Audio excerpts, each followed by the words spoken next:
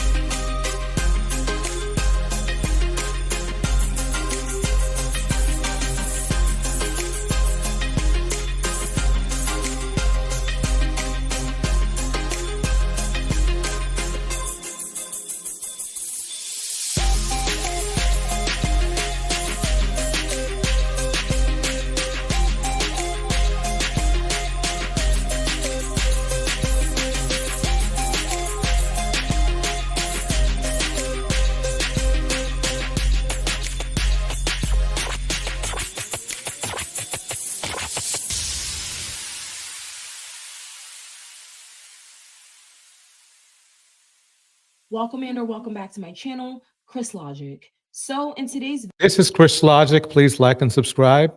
Chris Logic, please listen again. Chris Logic, please like and subscribe.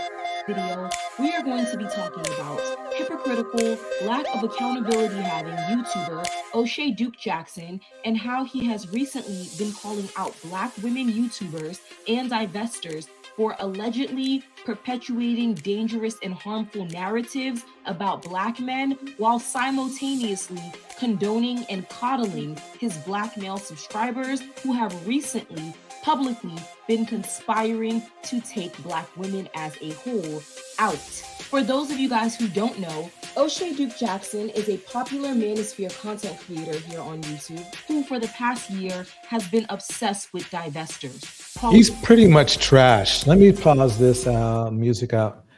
He's pretty much trash. He's freaking trash. Ugly, low self-esteem having, perfect example of a manosphere man who, if he just bettered himself, would find success in life, but he doesn't. He's trash.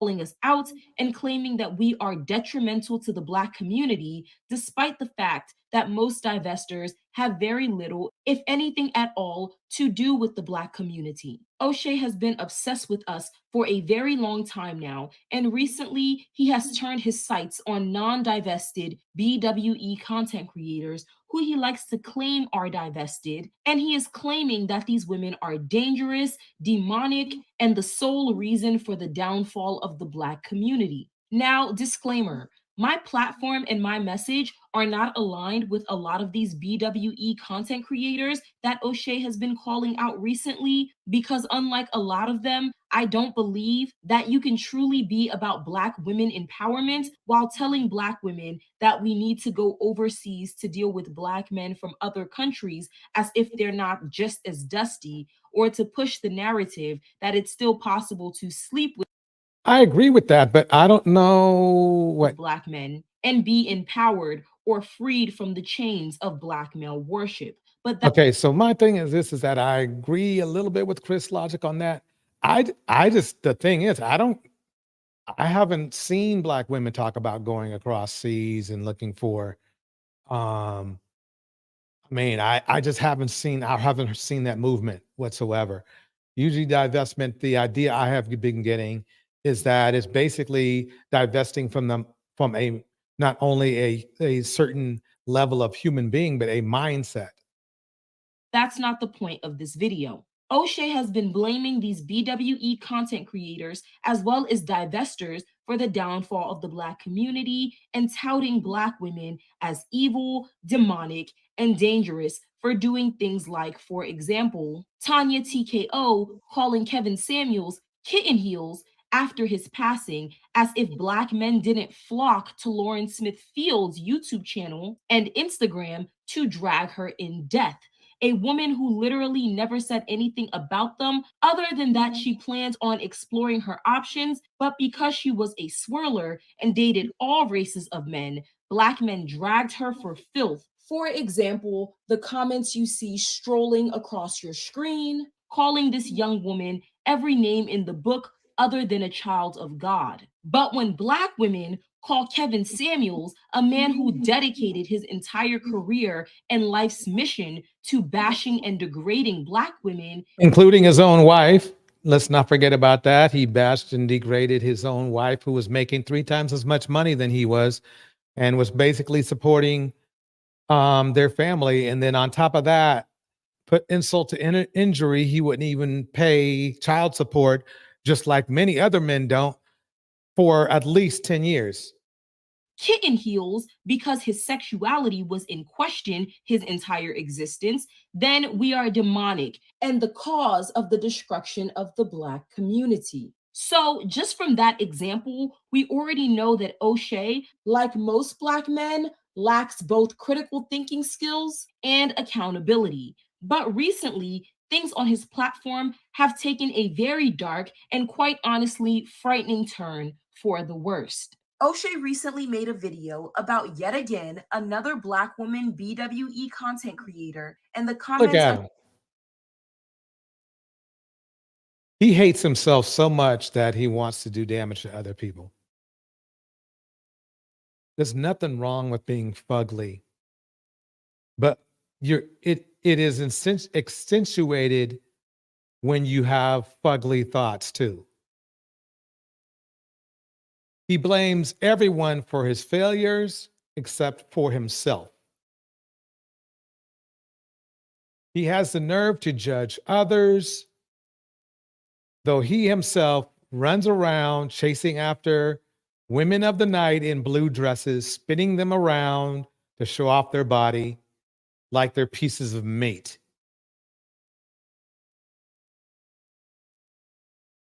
He's exactly the definition of trash. He is, if you turn to the T section of a dictionary and you go to R and then further down the page to A and SH, you will see a photo of him.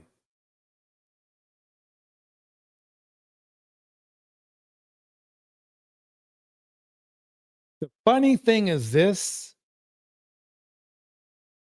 is he is a clone of the average manosphere guy. Not that great looking, not that smart, not that intelligent, very normal, regular, no character having person. And instead of improving himself, he wants to bring Black women down.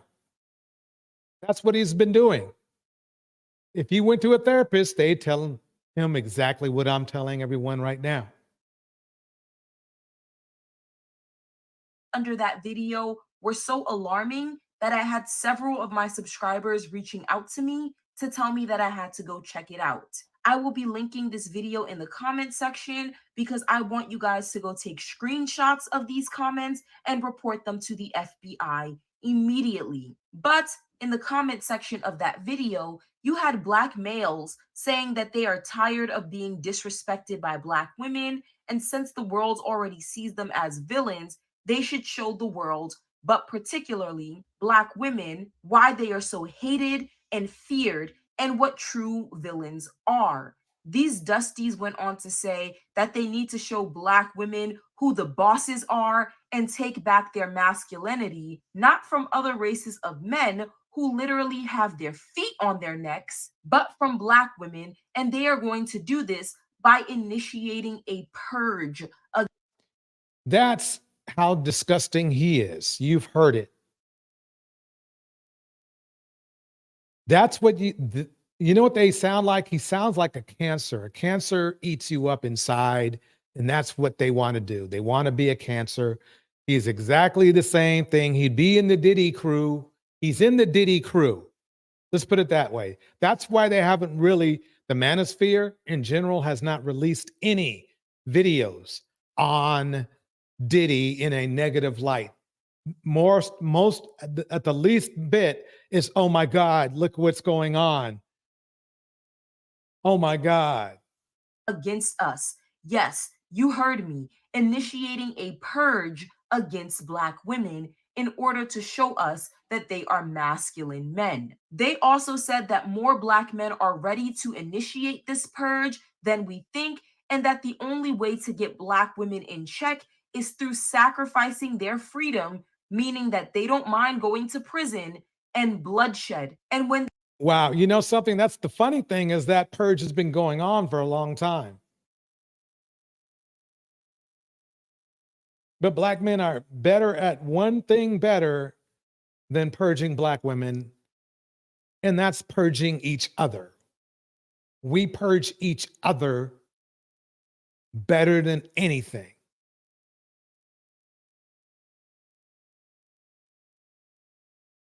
they say bloodshed, they are referring to Black women. They then went on to refer to us as all types of animals that I can't say here on YouTube, as well as calling us masculine, loudmouth, hair hatted demons who need to be put in our place. And last, Let me make it clear. I don't know these motherfuckers. These are the type of dudes I avoid. Not because I'm scared of them, it's because why would you step in a piece of crap?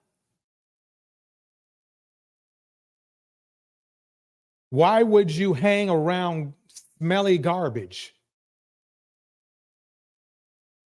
That's how I think about them. I don't think about them like they're something lucrative. They're just a problem. They're embarrassing. He's embarrassing. He's a problem. He's something you walk around 2 or 3 feet because you don't want to smell him.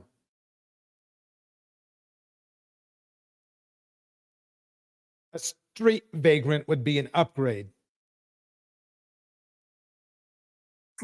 we had certain Black men in the comments saying that this is not something that they can discuss publicly and that they should start a separate group chat in order to further discuss this so called purge that they plan on initiating against Black women. I'm going to. What is ironic about it is that these men wanted and want Black women to protect them from being purged from other cultures. And now they turn around on the very women, the only women that supported him, them, and want to purge those women. Then what would they have? That's how diabolically stupid they are. To read some of these comments to you all verbatim. D. Jones said, "Hell no, they aren't worth it. Growing up, I seen countless numbers of honorable, hardworking, family Black men get emasculated and disrespected by the Black women in the community and in my family. I would see the pain in their eyes by their masculinity being challenged by these arrogant, masculine Black women. I could tell that these Black men wanted to check these masculine, loudmouth, y'all see that word, but instead, these respectful Black men took the high road and walked away. As a young man, I hated the disrespect and the emasculation these Black men had to endure at the hands of Black women, who is wicked, masculine, and a demon that wears a hair hat and has talon claws. I could tell those Black women hated Black men and had no love for them other than actual pleasure." I think this qualifies as misogynoir, if you know what I mean. So that we're getting real deep into it. This is the dark stuff, but man, we are breaking into some deep waters here. Let me keep it going. You and what Black men could do for her financially. Okay, pause. I just want to state that Black men are the brokest, most uneducated, and most unemployed men on the face of the planet. They're also known for being the biggest gold diggers. So I find it funny that this Dusty is accusing Black women of trying to gold dig off of Black men when Black men don't have any gold to give. But I let's have to concur with that. Yes, we have a Black man here and there that's doing great and well. I do. But in general, our stats don't look good. And instead of us working on that, which I will actually have a video to a live stream that will be specifically on what Black men can do to improve their lives instead of complaining about Black women. Instead of us working on those aspects of our lives that affect us the most, which in its core is Black male success and Black male control, we unfortunately are doing the opposite. Let's continue. Other than that, they want to control and dominate Black men because they can't be men. I recognized this at a young age. I wanted those men to put these disrespectful women in their place so bad, but these Black men had more respect for the Black woman than the Black woman has for him. I now see why Black women have no respect for Black men. They think we are weak and pushovers. Well, today's a new day, and brothers ain't dealing with the disrespect no more. So save me with the kumbaya rhetoric. We've been there, done that. Now it's time to show them who is the most masculine men on the face of the planet. Another interjection. Black men produce the most amount of estrogen, so scientifically, they are not the most masculine, they are actually the most feminine. Haitian LMAO said, since Black men are being treated like villains, we should show them true villainy. Ali Yusuf That's the funny part. And let me pause it for a minute because we've already been doing that. So what's new? said, I think the time for conversation is long gone. Becoming 25 said, I'm with it. I can't wait for the purge. Okay. I can't wait for the purge. It's more people ready than you think. Jack Dempsey said, Amen. We must remind the world why we are hated and feared. Cedric Williams said, but it's not about us doing anything that we've already proven. Women have to accept this new punishment alone and apart from us. We can't save them from the punishment of God. And I wonder what that punishment is. The Brotherhood of Sleep said, embrace being the bad guy, gents. Slice XL said, I fully agree with your statement, but it comes at a price. Also, change only happens if brothers are willing to forfeit their lives to the cause. A sacrifice requires blood. This is the design of the world. Blood is the ultimate currency. Can you believe these dudes? Straight from the pits of hell. Exactly. Straight from the pits of This hell. comment is from Tina Davis. So I'm guessing this is either a mammy or a Black man pretending to be a mammy. And they said, I agree. Black men need to be the villains. Shapeshift and don't give a F about it. It takes a wolf to catch a wolf, not a scary behind sheep. And Hat Aaron official said, I've been saying this. Take away choice and ability from the women in our community and simply make them do what we say. No woman in our community needs to be making decisions for the whole, and especially not making decisions for men or boys. We need to lean in and be Can you believe this shit? This is what you call misogynoir at its worst, craziest. aggressive and violent. Okay, I'm going to repeat that. We need to lean in and be aggressive and violent. However, it manifests, it's necessity, period. So, someone Let me pause it. Phoenix Soul says this: what they don't know, the FBI has already placed them on a watch list. Anything tagged incel, red pill, black pill, yeah, they don't care. They're too dumb. Phoenix, they're too dumb to pick up that. Hey, maybe this might affect my job. They don't even pick up on that. responded to that, Dusty, and said, you have to do that with white men first. And the Dusty said, Oh, with everyone. So they're threatening white men as well. And then Wow. If this doesn't get O'Shea demonetized, I don't know what will. What won't.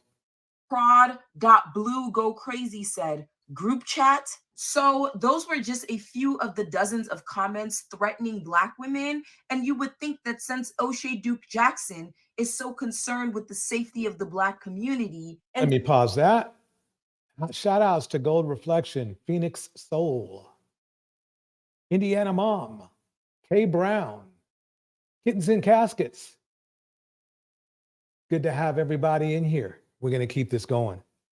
took such issue with black women calling Kevin Samuels kitten heels after his ironic demise, he would definitely have something to say about this, but not shockingly, you would be wrong. Ironic demise equals dying alone. And unfortunately, that's what happened to him. And it's funny because they say, well, why do you keep talking about a dead man? That's what the manosphere says when we speak of him, right? And here's a question for the manosphere is why do you keep talking about him? You all keep talking about Kevin Samuels. You all keep uploading videos, Kevin Samuels, from Blacklight Podcasts, the Poor Man's Podcast, to O'Shea Jackson. You have these Kevin Samuels roasting black women videos. You keep uploading that. You keep uploading all that shit. But then when somebody has something negative to say about a man that's easy to say negative things about, now you got a problem. Do you see the irony and the hypocrisy in that statement you make about why do y'all keep talking about Kevin Samuel? He passed away, blah, blah, blah. When you human beings continue to praise him over and over again, whilst roasting black women.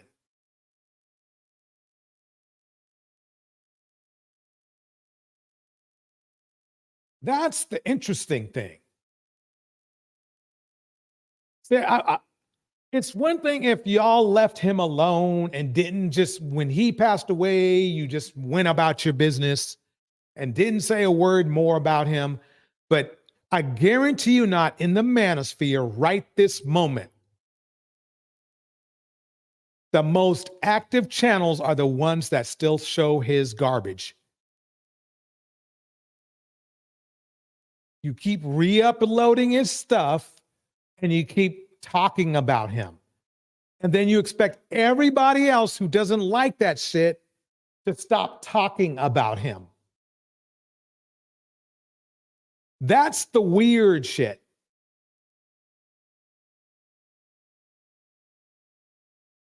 It's like you guys have some kind of unstable delusion. You want to be able to talk all the smack and lay out all the insults and don't want anything in return, any fire in return. All you want in return is submission? Get the fuck out of here. If you want respect from women, show respect to women. If you want respect from black women, show respect to black women. It's that simple. If you don't like black women, then you shouldn't even be talking about black women because you're too busy trying to get accepted by other cultures of women. You see how easy that is? Do I have to figure everything out for you people? And I said you people because You black men that think like that, who think disrespectfully of black women and call respectable black men simps, well, I ain't with that. So you guys can be in your own group. You can be in your own clique, grabbing your own. Anyway, let me keep and play this. O'Shea had absolutely nothing to say about the violent and demonic statements being made in his chat against. Yep. In his chat, because he's part of it. He's part of the problem. He doesn't care about the community at all. Just like Diddy didn't care about the community at all. Just like Darius didn't care about the community at all. They care about them one person themselves. Against black women, and he continued to make his regular black woman bashing, hate inciting videos, pushing the narrative that black women are the sick and dangerous ones. I want y'all to comment down below why y'all think O'Shea Duke Jackson, who likes to pretend that he's pro-black, wouldn't call out these black male demons that are right under his own video. A, O'Shea is a hypocrite and a fraud who cares nothing about the black community but doesn't want to lose the viewership of black mammies, so he panders to them by claiming to be pro-black while simultaneously inciting and condoning hate and threats towards black women because he is aware that allowing it will assure him a hefty YouTube paycheck. B, O'Shea, the black male who claims to love black people so much that he has relocated to Poland to get away from black people. Right. He's in Poland with his Polish baby mama.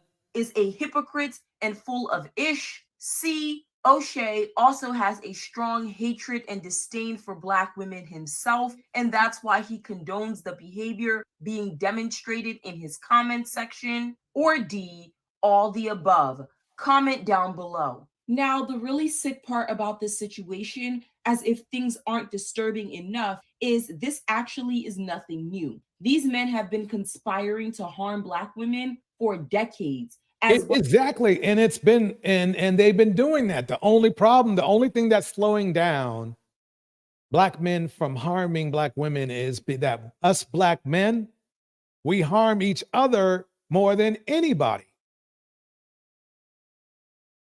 Instead of us getting therapy, well, we get crunk. Well as acting on these desires, but yet nobody has declared black men a public safety hazard for black women. Just recently in Chicago, there has been a slew of black women's slayings at the hands of black men who we know have been and still are publicly conspiring to take us out on the internet. Crimes against black women have been happening. Let me tell you something. It's really hard for a certain group of anybody to respect you if you're attacking them. So this plea for submission, this plea for respect, this plea for, traditional women, which is funny because these men are not traditional whatsoever, is just a plea for control. For generations, but it's getting drastically worse. I'm going to insert a news clip of some of these crimes that have recently taken place so you guys can see for yourselves. In late May, we told you about. Let me hold that right there. We do this every Sunday, by the way. We show clips of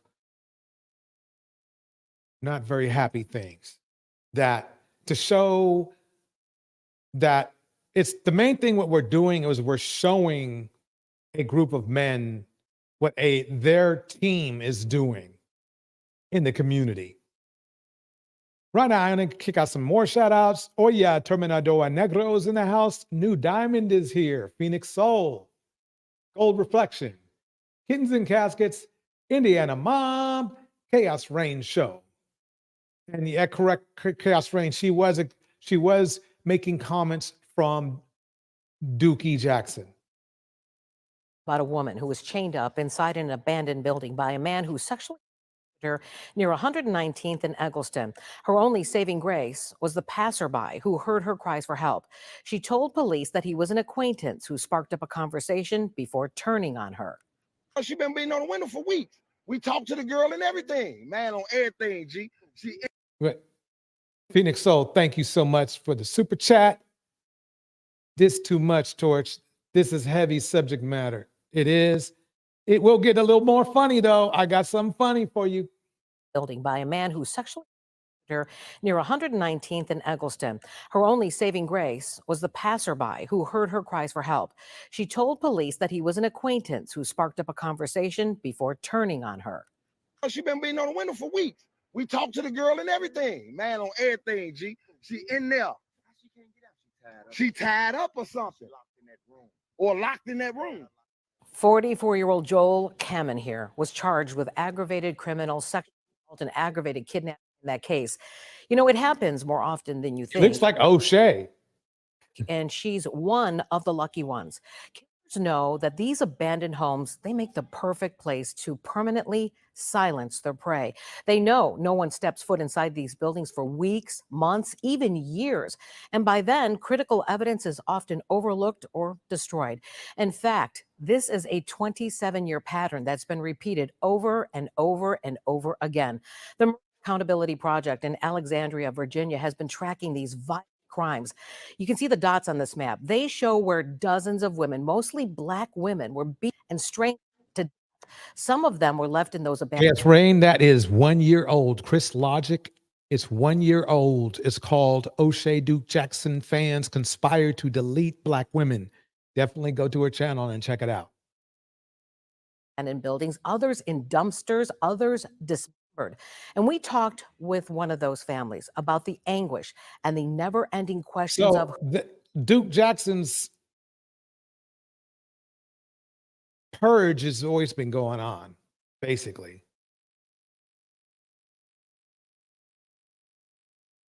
That's what's crazy to me. But then, you know what's funny? This happens. What's going on with Jeezy? Here we go. Y'all, people can't be that stupid. Please tell me people are not so stupid as be buying this BS that Jeezy, known colorist, known texturist, known F-boy is out here pushing. Y'all, if you don't know, Jeezy is doing a tell-all interview with Nia Long. Now, he's giving us a preview of it, y'all. And you 1 second. New Diamond breaks it down like this. Well, here's the problem. If it's a woman therapist, Black men can't control their pecker. If it's a man therapist, either they will amplify toxic advice to each other or pull out their pecker too. So basically, yeah. Basically, yeah. Again, Phoenix Soul, thank you for the super chat. Basically, the problem is this.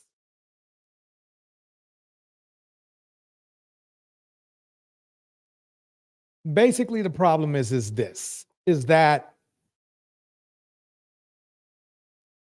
Black men, we are our own worst enemy.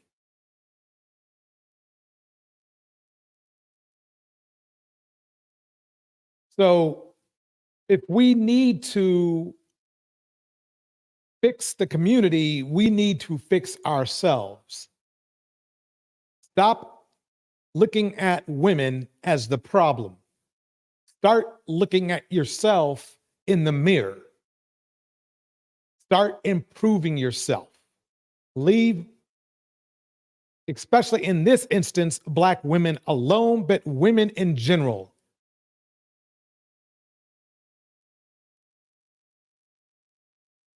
You are not their problem.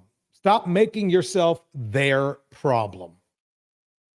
what is so disappointing? People is eating this mess up right and left. Now listen, they don't got anything to do with Jeannie Mai, because we don't even need to talk about Jeannie. We can talk about the Black women that Jeezy has used, exploited, abandoned, and the children he barely fathers. But through all that, all it took, right? All it took was for him to literally do an interview with Miss Nia Long, which might I say people are saying that Jeezy is dating Nia Long. If it is, I have some thoughts on that. Right, Sugar Love in the house. Welcome, Sugar Love. Oh my God. Well, Because Nia Long, I can't. Where do we start? There's so much to start. Where do we start? Okay, let's start with the basics, right? Let's start with the basics. Jeezy's doing a tell-all with Nia Long. The one sentence he wanted us to hear is this. Let me see if I can play it for y'all. Just listen to this mess, this BS. Hold on. I like the way she talks. That's so cool. Sound up. We're about to discuss. Hold on. Let's get this going. A few moments later. Where are we at? When you say that, What does it mean? me too. I want to get rights. Uh-huh. I think it's really Yeah. important for Black men Yeah. to have these conversations. Times when we're the lowest, sisters, I'm a great man, I'm a great person. He said, it's time when we are at our lowest that we need our Black sisters. So first, my point is this. First, these men are saying that we don't, basically these men are saying that they do not like Black women. And then they turn around and want Black women to support them when they are at their lowest. Is that crazy or what?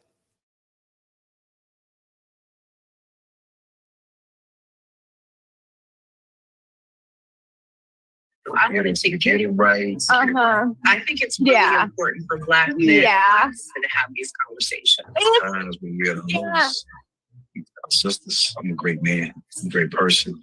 He said, it's time when we are at our lowest that we need our Black sisters. what?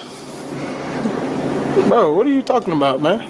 It's time that we're at our lowest that we need our Black sisters.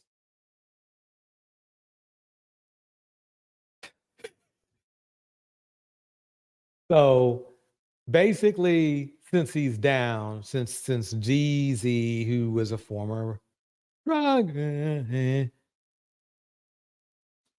when he's down, he goes for Black women. When he feels like he can handle things, he goes for other people. I'm going to start to kick out something on a more positive note.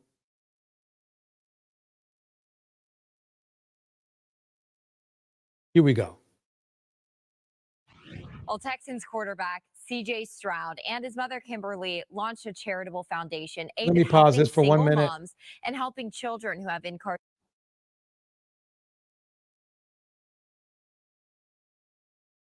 I'm going to put this up to 200. Here we go. parents while focusing on criminal justice reform. Today, the foundation held its first event. Fox 26's Coco Dominguez shows how he's already making a difference in the Houston community. Thanksgiving is all about giving back, and that's exactly what Houston Texans quarterback C.J. Stroud is doing, quarterbacking hunger with the C.J. Stroud Foundation.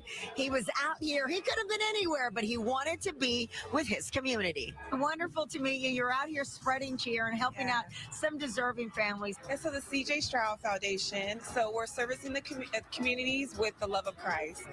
So we wanted to come out and do a little bit of what we could. Here's C.J. now. Hey, CJ. You're here with your family. Hey, how you doing? Is this really, truly kind of a family thing that you guys do together? Yeah, we've been doing it really all the way since I can remember, since being really young. My mom and dad have always made it influential in our community to let us know that we got to get back. So it's been a blessing. it was a blessing for a young fan who got some words of encouragement from Unfortunately, seeing CJ Stroud's father is in prison for some not so good things. Let's just put it that way. You can look it up. But he's done himself, seems to be doing himself right. His mom's there. It's all good. Let's keep it going, though. Let's keep it going. But that's the thing. I just want to throw in at least a little bit of positivity. Let's hit this. I robbed some women of their baby making years, dragging them along. They built me up. Look at me now. And look at them. I remember different quotes I said, like just like really manipulative things to say, like, no one's gonna love you the way I do. My God, I'm ashamed of it. And that's what makes me angry when I see my brothers do that. We can't do that to the women that have done so much for us to even exist. And I saw myself for the first time. All the things I'm saying now, woo, horror. Bit by bit, I stripped myself of my former self. And I swore that the next relationship that I would get in, I would work as hard at love as I worked in my career. Would we still get this confession if it wasn't for this particular sponsored post?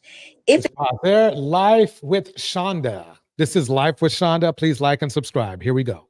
there wasn't a brand sponsoring this truth, would he be so forthcoming? These men know that you're looking for a man that's emotionally mature and emotionally available. And sometimes to get you, they'll pretend to be. They'll pretend to be healed. And the best way to convince you that they're a new and changed man is to confess to all their sins. But sometimes that's another part of their game. They just add a deeper layer to it. That's how they get the women who are attracted to healing, attracted to growth. The women in the comment section are proof that talking like this, oh, it works. There are so many women in the comment section of this post saying like, wow, he really did the work. How do we know? Because he talks a good game. He talked a good game to those ladies. He just told you he's talked several women out of their childbearing years. Talk about in my next relationship. So you still ain't practicing what you preaching? Child, are we supposed to trust you? Like those other ladies did? You know who could have used this apology? The women that you wronged. Hey y'all, what's up? It's Friday, so I'm gonna keep it black, but I'm gonna keep it brief. Ooh, All right. This you're is not gonna like Lynn this? Vinine. Hey, tell it like it is. So I just want to talk to y'all today about this thing called Misogynoir. Tell it. This is for black men to hear, for black women to feel heard, for white people to pay attention to in their endeavors toward anti-racism so they can better understand. Okay, let me turn it up just a little bit more. Here we go. Intersectionality. We're listening. See, misogynoir is a specific type of sexism black women experience, or what Moya Bailey refers to as the specific hatred, dislike, distrust, and prejudice directed toward black women.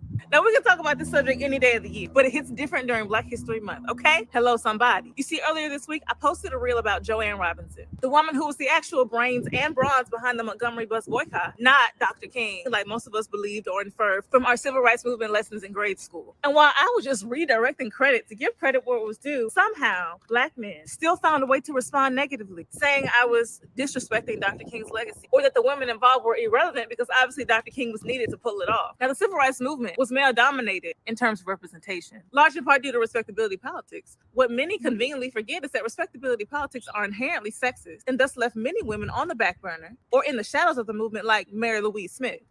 Who? Oh, just one of the many women who got arrested for refusing to give up their seat on the Montgomery bus before Rosa Parks and Claudette Coleman. Yeah, my girl Ella Baker just said, don't even worry about me. But y'all wasn't gonna do that anyway. And y'all wasn't gonna do that anyway because that's just how y'all are. Misogynoir has not only resulted in black women not getting credit, misogynoir has also let a lot of black men get away with doing a lot of things to black women. It sure has. Keep playing.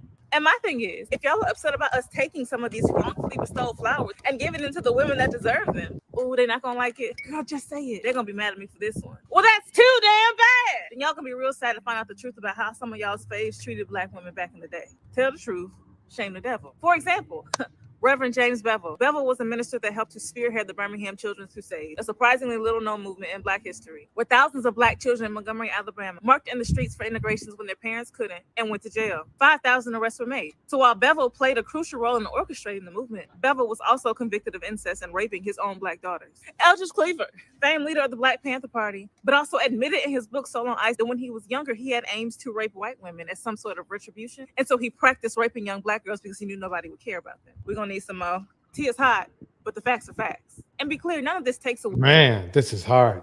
away from what they did for these movements. But if you walk like a duck and quack like a duck, then guess what? Affleck not paying me. But I'm sure a lot of black men will prefer us not to talk about these things, especially during a month like this. Making statements like, yo, some things we shouldn't talk about. Some of these things were necessary for us to get to the place that we are today. Oh, you mean like when the white folks didn't want us to talk about slavery because it was necessary for America to become what it is today? But what a lot of black men either forgot, and honestly, it's men and women who've internalized misogynoir. But what a lot of y'all either forget, fail to realize, or just ignore really, is that we aren't just black, we're women too. And that is the reality of our black history. And black women all over the globe have kind of come to this point where we're kind of tired of sweeping things under the rug.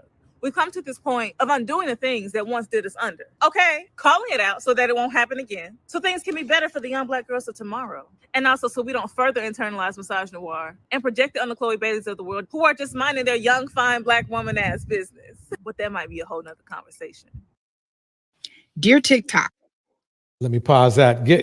That was some excellent commentary right there. And then, of course, right now, one of my favorites, A Piece of My Mind. Break it down for us, A Piece of My Mind. Here we go. This video is for educational purposes only. And as a black woman, I reserve the right to talk about black issues that affect black women without being censored for it. Now let's get into it.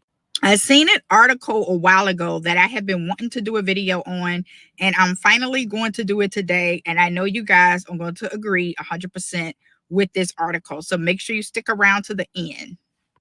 Okay, so the article came out in September of. I think we've seen that one. Let me go to.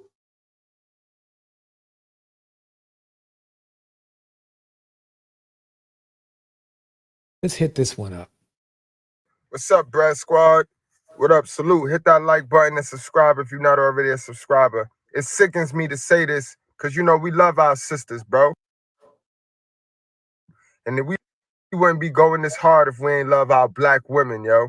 But these new type black women, it ain't got shit to do with the fact that they black. These women have turned themselves into the most undesirable species on our planet, guys. We can't fuck with them. We can't build with them. Can't do nothing. Can't tell them nothing. Can't correct them. They're undesirable. They're at the bottom of the barrel. They did no work on getting out that crab in the barrel. You know what's funny to me? You know what's really funny to me is that black men, we unfortunately, with every metric you can measure us at the moment, because you never know, we might just wake up. We are the worst at it. We have too many men in prison. We have too many men unemployed. We have too many men not going to college or school. We have too many men not getting the right jobs that they should get. But this fool has the nerve to say this crap. That's how dumb he is.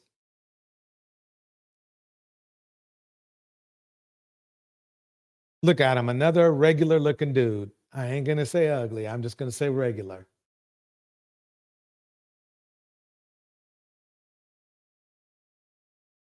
Phoenix Soul says this: how the F can you correct me making videos from your baby mama's car while sitting in my second home that I own? F out of here. Bars. Phoenix Soul. New Diamond says this: all you have to do is look at where the whole black race is today after freedom, many years. What is the accomplishment that black men can say collectively they've done? Ours. We need to, we sports, I guess, maybe. But we don't own any of the sport, any of the franchises. So no. Sports in many ways, if you look at it, is really kind of like a secondary, a much better form of control. If you were someone who never had to accept responsibility for things in your life, never had compassion for others and what they go through, and could just deflect and project all of the blame onto others for your shortcomings in life, you'd likely blame every fucking body else too. And narcissists can't help but feel like it's you who has the problem. Not to add, you're there, you're the Notice closest. how And I'm playing even this though you right. Notice how I'm playing this right behind the other video. who love them unconditionally. They've conditioned both you and them throughout their life and throughout the course of your relationship that nothing you do will ever be good enough. And when you deal with that type of toxic ass justification long enough, the more you question your own reality. If you find yourself stuck in this toxic cycle, you have to find a way out. And understand that no matter what you do, say, how hard you try, how much you love that narcissistic partner, they won't change. So Megan Thee Stallion recently dropped her music video for her single Cobra, and All she right. seemingly hinted that her ex-boyfriend Partisan Fontaine was getting some sloppy toppy in their bed. Okay, let me Parents way too anxious. Okay. So I brought up Megan Thee Stallion because this is a very good example of misogynoir, because you're going to see everybody, men and women, come to side with dude who, like Dwight Howard and many others, have cheated on their women repeatedly, like Diddy and other people, where they really feel that these men really feel like they can do it because they can. So Megan Thee Stallion recently dropped her music video for her single Cobra, and she seemingly hinted that her ex-boyfriend Partisan Fontaine was getting some sloppy toppy in their bed. Parents way too anxious, always cancel my plans. Pulled up, caught him cheating, getting his dick sucked in the same spot I'm sleeping. Lord, give me a break. Well, after this, it seems like Partisan decided to laugh at Megan Thee Stallion. It's an evil world we live in.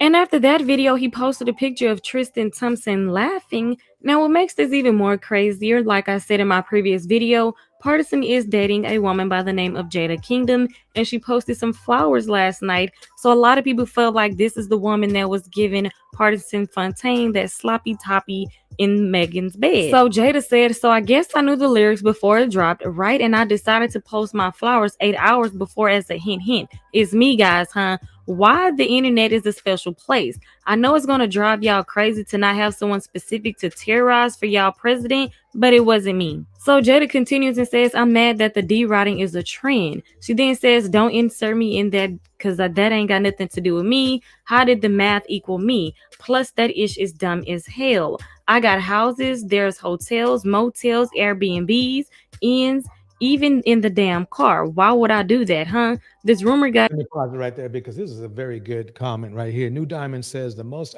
undesirable when stats show that Black men are the most swiped left on dating apps.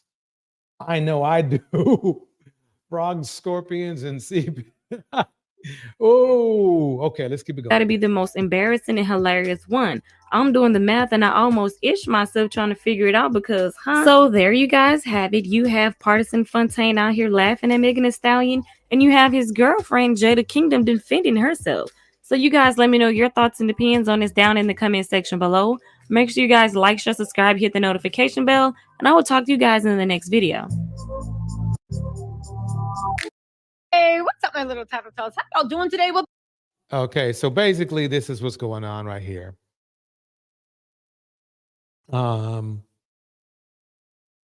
Instead of why, what is it? I have a question. What is it that why Black men, we don't just, if somebody says something, we just can't take the high road? Well, I know I've taken the high road on some BS, but basically in general, we have a problem with it. So this dude, he cheated on her, right? Dude right here cheated on her. You know what he does?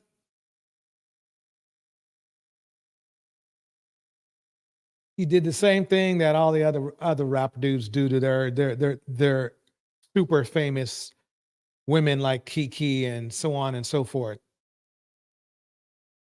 They take the low road. They don't realize though, when you take that low road, everybody sees you. They see that you're lowering the value of men, not the women you're disrespecting. She's gonna still make the more money. Still make more money. Still be fine. There's only what 10 or 15, maybe 20 hot female rappers in the rap industry, which was, by the way, built by men under misogyny. So it's not like they're going to get rid of her. He's a dime a dozen. If there's anything a black man in the rap industry is a dime a dozen. Especially these days where the skills part of it, the writing part of it is very easy to get around. It's more of who has the best gimmick.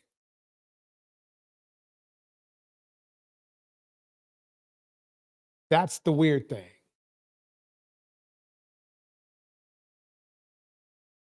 So Megan Thee Stallion recently dropped her music video for her single Cobra, and she seemingly hinted that her ex-boyfriend wait. Partisan Fontaine. Okay, let me pause that. Let's go to this real quick. Let's give let's let this woman bring out her male identified side for us. Wait, 1 second. Let me. If you desire to be in a relationship with a strong man who will lead, which many of us do want, you need to know how to identify with your man. This is not a bad thing. Notice it's very important. I've played this before, but there's a very important thing you need to catch in Chez's video. She makes a very accurate stipulation. Listen. Us do want. You need to know how to identify with your relationship with a strong man who will lead, which many of us do want. Let me play it again. If you desire to be in a relationship with a strong man who will lead, which many of us Strong man who will lead, right? do want. Which many of us do want. You need to know how to identify with your man. This is not a bad thing. That's funny to me because she's not really being accurate with you. Number one, a strong man. If you desire to be in a relationship with a strong man who will lead, which many of us who leads, who knows how to lead. Notice how she purposely left out the word knows how to lead. And the second question I have is lead where? Because a lot of women have been led the wrong way. Kiki, y'all are saying, oh, well, she should have chose better, right? I'm sure you said that about all the women who dated Diddy now, right? Because he knows how to lead a woman to hell. Okay. So let me break this down one more time. If you desire to be in a relationship with a strong man who will lead, which many of us. The problem that Chez has is that the men that follow her don't know how to lead. If they did, they wouldn't have a problem. Welcome, A Lady. A Lady is in the house.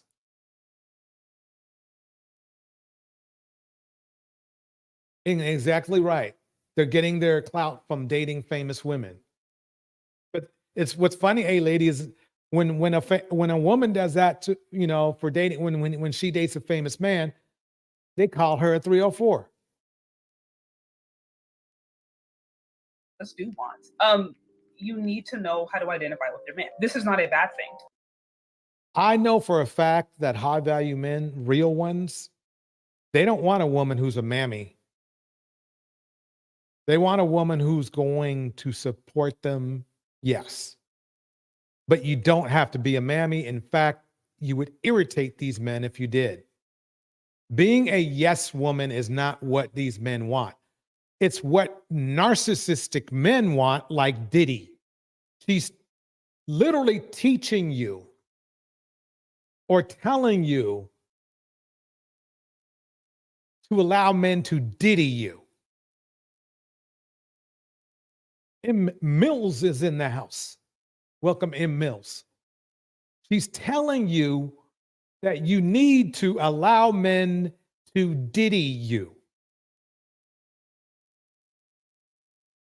Which, you know, Diddy did a lot of not very cool things.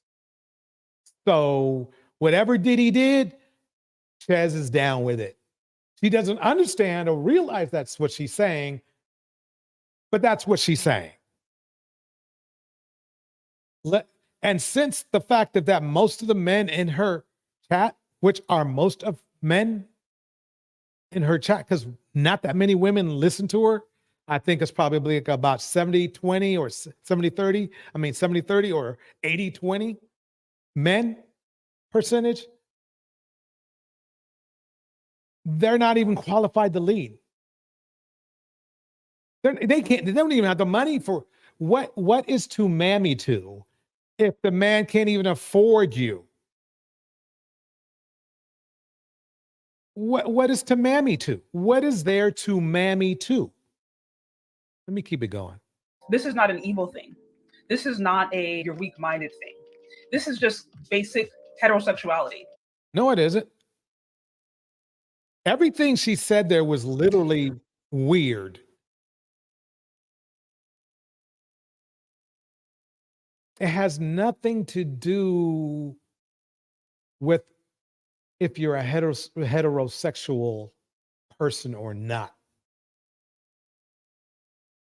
If a man cannot lead, a man cannot lead. And then unfortunately, if for the most part, don't get me wrong, we have some great Black leaders for men, but not that many, not nearly enough. Not nearly enough. If that was the case, the proof is always in the pudding.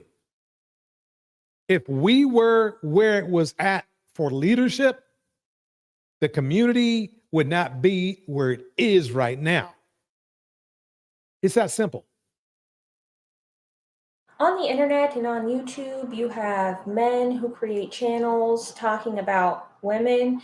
They think they know women better and they talk a whole bunch of nonsense. They do more harm than good, and they tell you to treat women in a way women don't want to be treated and in a way where you will never get any success because they have never gotten any success. They spend their time doing this because they have lost hope. They talk about women's looks, self-esteem, and how they are in relationships because they never actually got the woman that they wanted.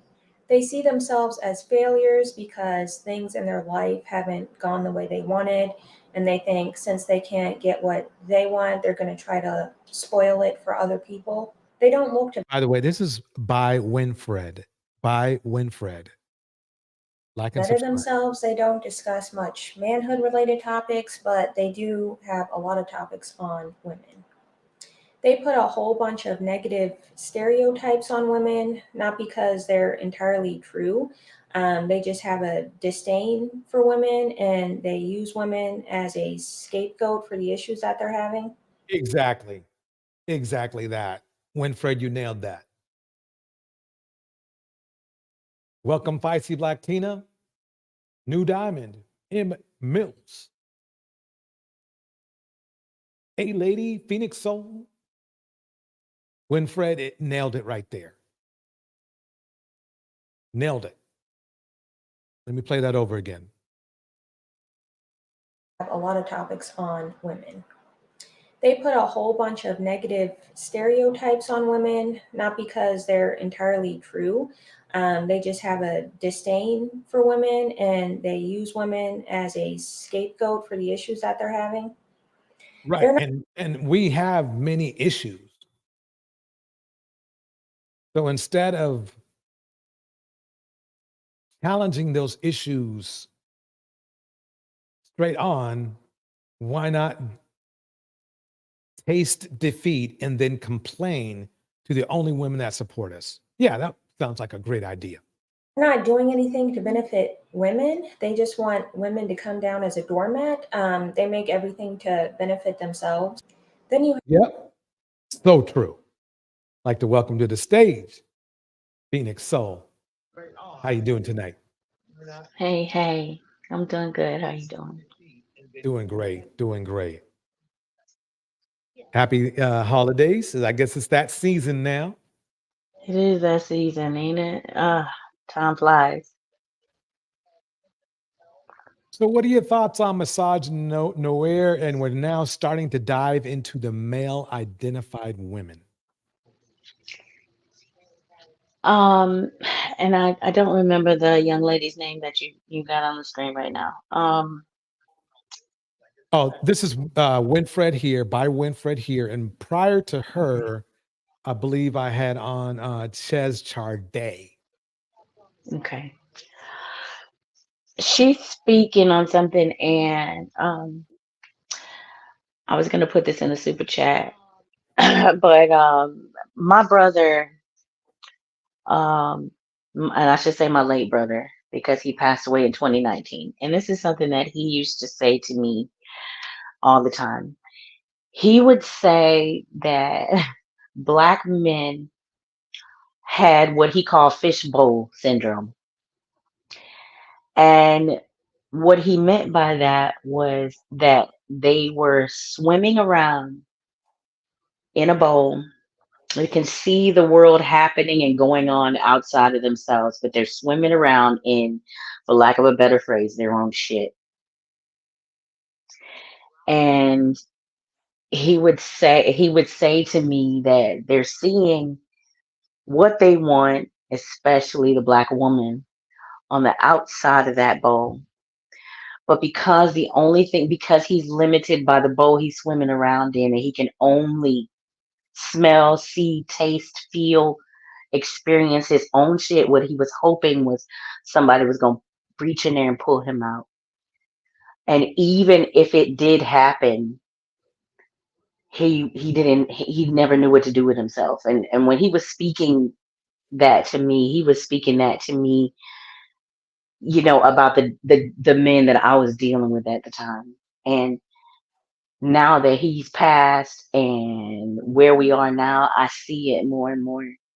It makes a lot of sense.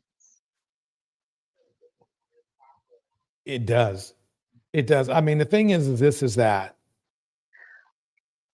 it's kind of frustrating as a Black male to see other Black men with this mentality they have about our own women. It's like, dude, we're on the same team, supposedly. And who else has been supporting you? A1 day one. A1 day one. And when I tell you, like when I said earlier, like this is a lot because I'm not taking the stance of course there's stages to everything. But I don't take the stance of just being completely against men. Now, does that mean that I'm in the dating pool and all that? No, I've opted out. I'm good.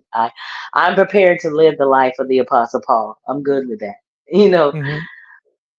But it saddens me because I get sad for, I guess in that instance, you could say I'm empathetic because it has to be like a miserable state of being. I can't take the stance of, well, I'm against you, Black man, well, I hate you. And there's a lot of, women, Black women that are in these social media spaces, and they're like, no, we just hate them, And some people stay there. I can't do that, because I believe I have a higher purpose on this planet, but sadly that you came from a Black woman. How Yeah. is that? How is that? I don't get how that makes any sense. I as a black woman had much mommy issues. My mother never raised me as a my mom was a I don't want to say male identified. She is a very complex plethora of masculinity, you know. And the way she raised me was to always have my head on a swivel when it came to men, when it came to black men, but at the same time I never saw her practice what she preached. You feel me? Yes. So at any rate though, where was I going with that? Okay, so as for the way she raised me, I still have the opposite of that, and I still have the love for just people, for life.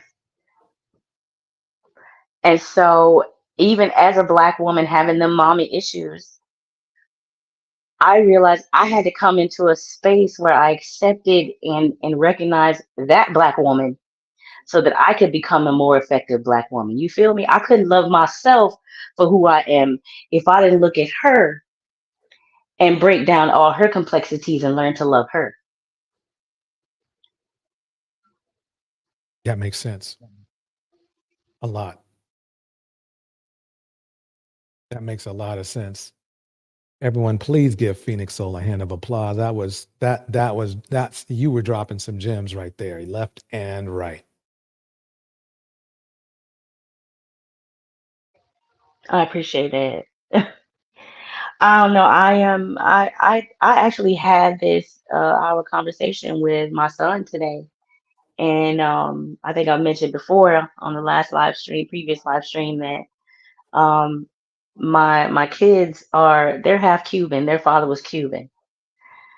And but they still identify as black men. And if you look at them, they look like their mother. And today we had this conversation, talking about this exact thing. And realizing that we coming from two different spaces, because what he has is two things I don't have, which is youth and testosterone.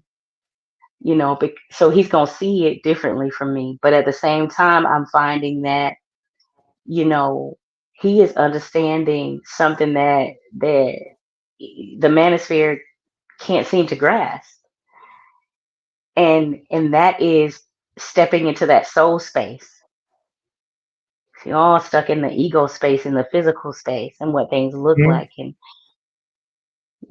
anyway. That was great. Let's watch a little bit more of this and see if she takes us somewhere right here. Okay, Winfred, let's see what you got. You have these very male identified women who come in these spaces and occupy these spaces. These women aren't doctors or lawyers or anything like that. They pick and poke at women and blame everything on women, even though they are women. And it's not because everything is women's fault, but just because they believe that to be the case and they want that to be the case. They view men as more competent and credible. There's not any data that supports that. Actually, there's data that's not in favor of that. I mean, for every one woman doing something wrong, let's say, there's at least going to be one man. And usually, statistically, it's over that amount. So, I mean, the gender equation doesn't really come into this. If you're going to attack women, why aren't you attacking men? If you're going to coddle men, why aren't you coddling women? Um, that's the line of thought I go to. I mean, I think we just need to realize that there's different levels to this sort of thing. They attack women and they make it seem like they're trying to help women, but really what they're trying to do is enhance their own state of being. If they really wanted to help, they would literally just stay out of other people's business, or they would give their Ain't that the truth? Basically. So, yeah, women of the likes of Ches Charday, Chantel Simone, who's a woman who wears that thing, hijab on her face? Well, yeah, her Crimson. You yeah, talking about Crimson. That's it. Crimson? Yeah, Crimson. Crimson Something. Cancer or whatever, but yeah. Melanie Kangs, the Kangs, you know. It's funny because they really have made their money off of degrading women, black women, and offering. And it's funny because they know there's something wrong with the men because they also complain about men, you know, stalking them and stuff. So it's kind of interesting to see them defend the very same people that are causing them grief. It's weird. Oh yeah. Oh my God. A lady suggested pearly things too. Man, Crimson Q. That's a talk about somebody who needs to mind their own business. She never even was in the black community at all. Well, she So did have some black in her though, because she was dating that guy. that's for sure. Yeah. Yeah. See, so Yeah. Shout out to Brina West in the house. Welcome to the stage, Sugar Love. How you doing tonight, Sugar Love? Hi, peace and blessings, peace and blessings. hey, Sugar Love. This is my new favorite show. Man, you do an awesome job. Salutes, and my cap goes off to you. Same. I Thank you. love the work he put in. I don't like people too often, right? But I try to make sure I share, and I'm gonna try to get you up there. I'm gonna promote you on my channel too. I'm gonna try to get you up there, right? I appreciate it. I cannot take all the credit though. I have a great crew behind me. And A for the great crew crew. too, caps off to all of you guys, because it's good to see where that you got to have wisdom, knowledge, and understanding. And I'm just so happy that you get the understanding part of what's going on instead of running your mouth like the rest of them, giving unwanted information. Yeah, I try to be concise on what I tell people. And I know that a lot of the information I have is not catchy or, entertainment, but I just feel like it's important because there's a point of supporting the black community. And I understand when some, men that go, why aren't you on bro code and blah, blah, blah, blah. And what they don't realize is that when you protect the black community, that means everybody, not just the men. And there's plenty of, unfortunately, toxic male supporting channels out there. Yeah. And somebody, the same men who don't like the women, but you make your living off of women. Correct. And that person, that hyena, I got every right to call her a hyena because that's what she called us. So the hyena chick and the oh my goodness, I be going at them, but I've been on a little vacation. But listen, and you actually look like one. That would not be the right choice of words to call somebody. I understand what she's saying, but I'm like, hi, girl, you and a hyena and a picture together, that might be related. But anyway.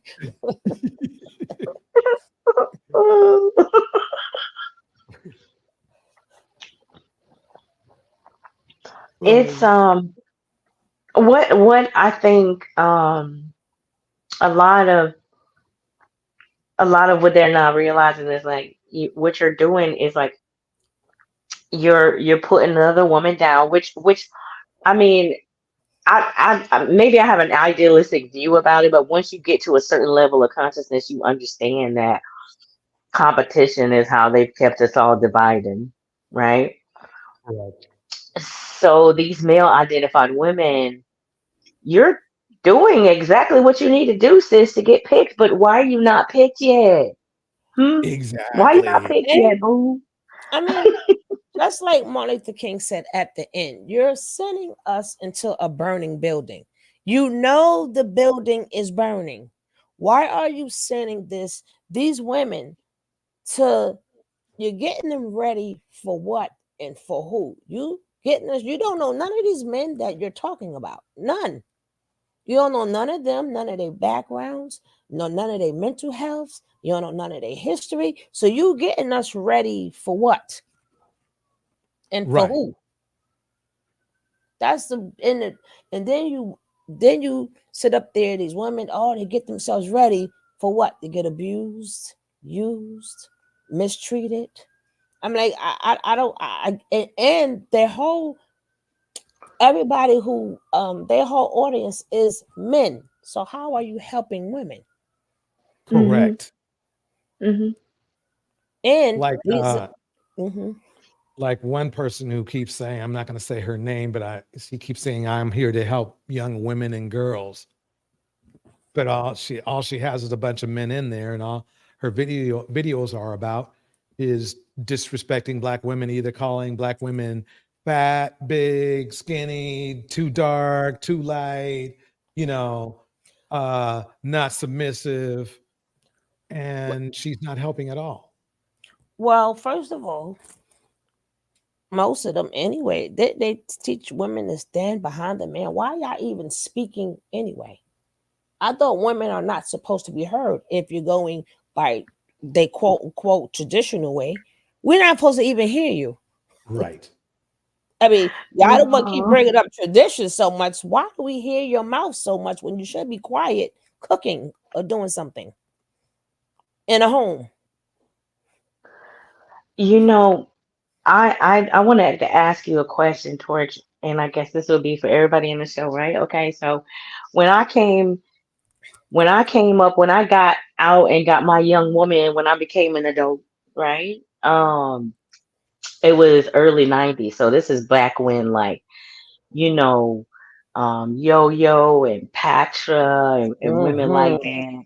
Yeah, and what was there was a group named Black Girl, and they had that song Oh, 90s Girl. I'm a 90s I'm a girl 90s girl in the in 90s the world. men's world. Yes, Let's show yes. me some respect. Yeah, baby.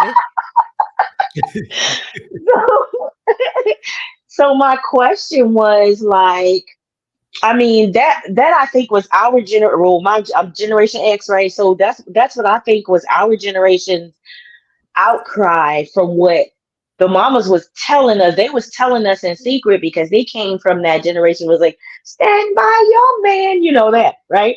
But in secret, in secret, they were telling us, hey, don't do that, don't trust these, you know what I'm saying? Well, So actually, if you go all the way back, majority of the songs are warning songs, even down to "Mama, he treats your daughter mean."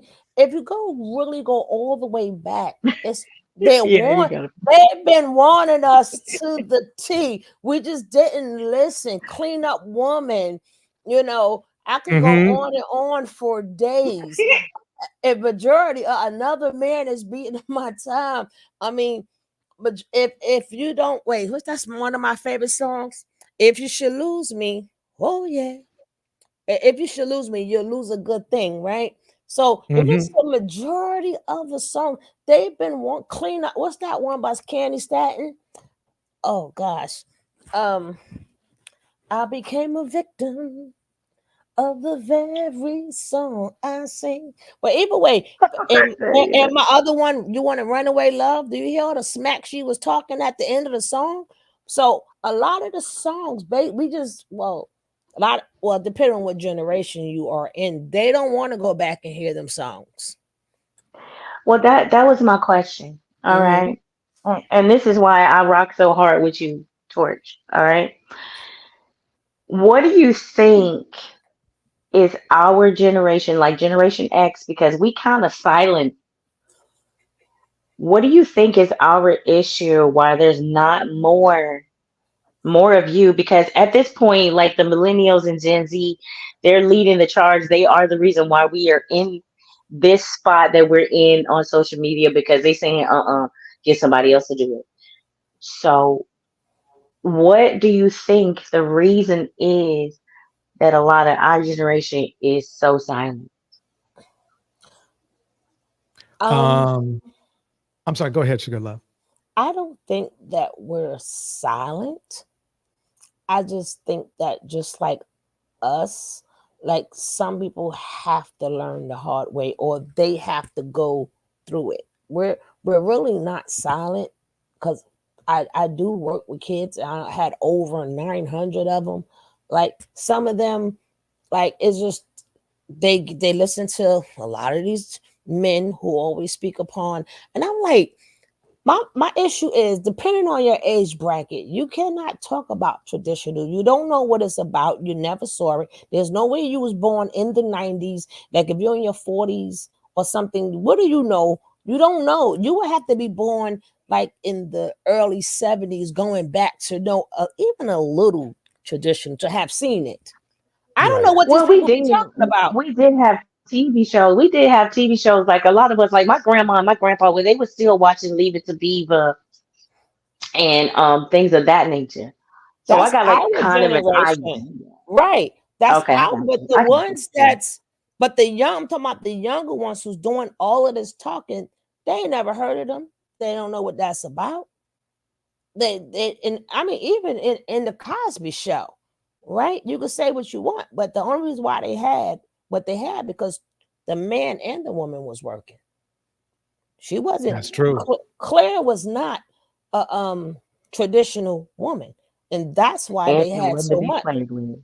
And even in Yeah. good times, even when the husband was out of work, and then when he passed on the show, she had to now get to work. So if you flip any scenario, a woman still has to stand up and get the job done. So that brings me to another question, but Torch, I want to like hear what you got to say about my first question before I ask the second one. Okay. Basically, I was born in the 60s. So basically, I did see tradition. The way that I see everything now is that these men are talking about something they know nothing about because they're not expressing in any way being traditional men. They're not asking the parents to take their daughter out on a date. They're not wanting to pick the daughter up at all. They have focused on this hotel hookup culture. They expect and want sex almost immediately. So it's funny to hear. I think I'm a millennial, whatever 60s dating it is. But basically, the thing is that that I believe I was born really in the era of traditionalism, when it was on its way out as far as what we see it now, because I truly think that Black women want to be the most traditional, but are the least able to because of the way that, Black men have been, whether you call it because of our bad luck or because of our bad behavior, it doesn't matter. We haven't been in a position to fully really take care of Black women in Yes, general. I It's agree just with not that. it just hasn't been there. I mean, we offer at this point in time, for the most part, poverty. Mm-hmm. But I want to ask you a question, right? Because you said he's born in the 60s. So you might know the answer. But my thing is, you know how Aretha Franklin sings Respect, right? Yes.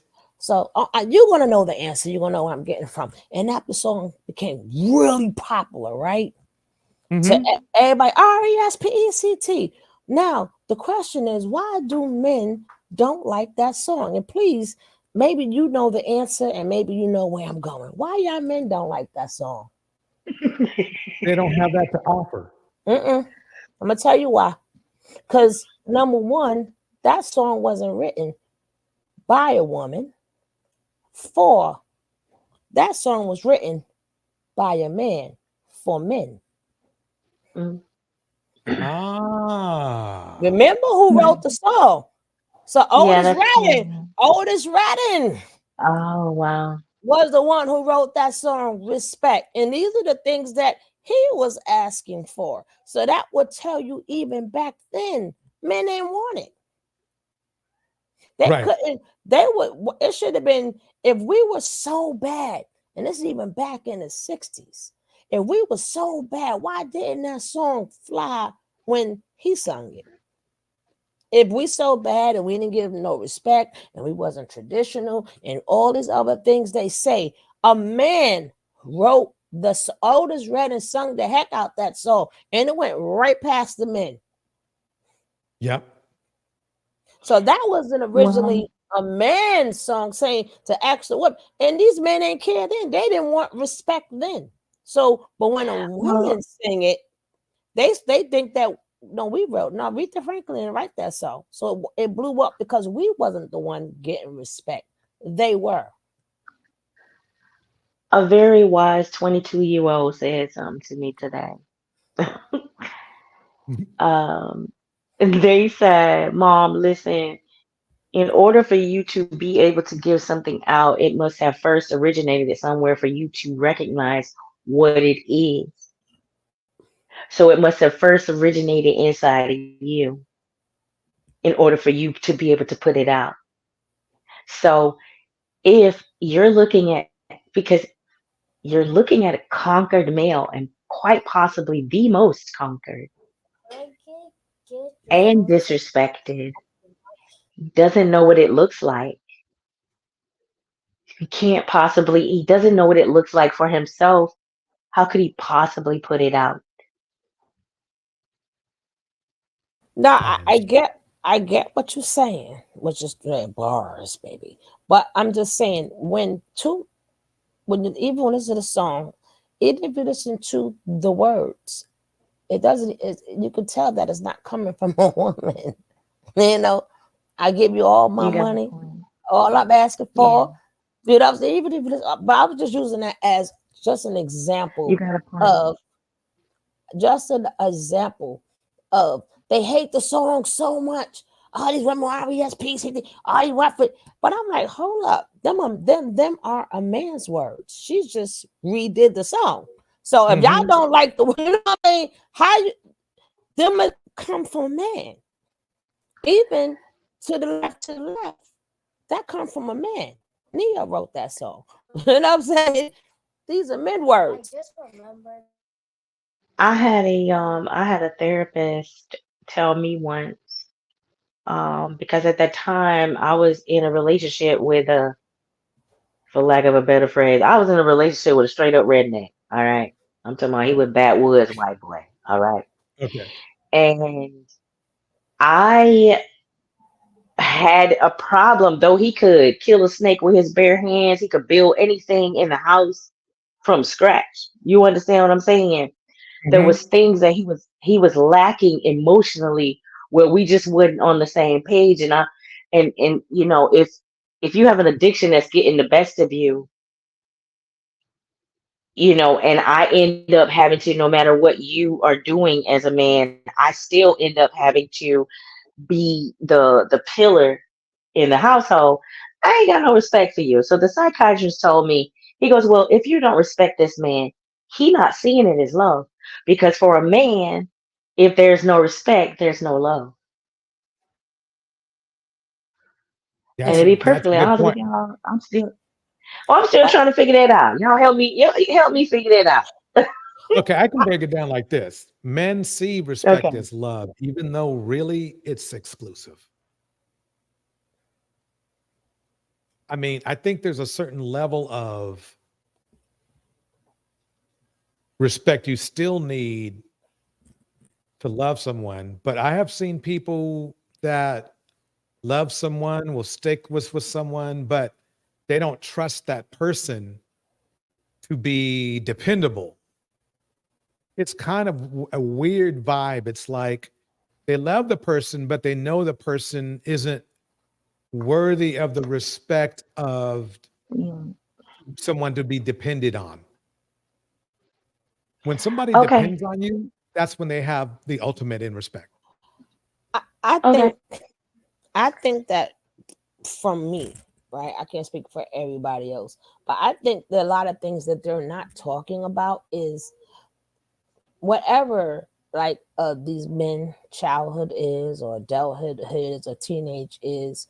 I think a lot of them, that is foreign to them, and they see when a woman love them as, they don't see it as love. I think they see it as, oh, I got her, oh my god, she washing my clothes, cooking my food.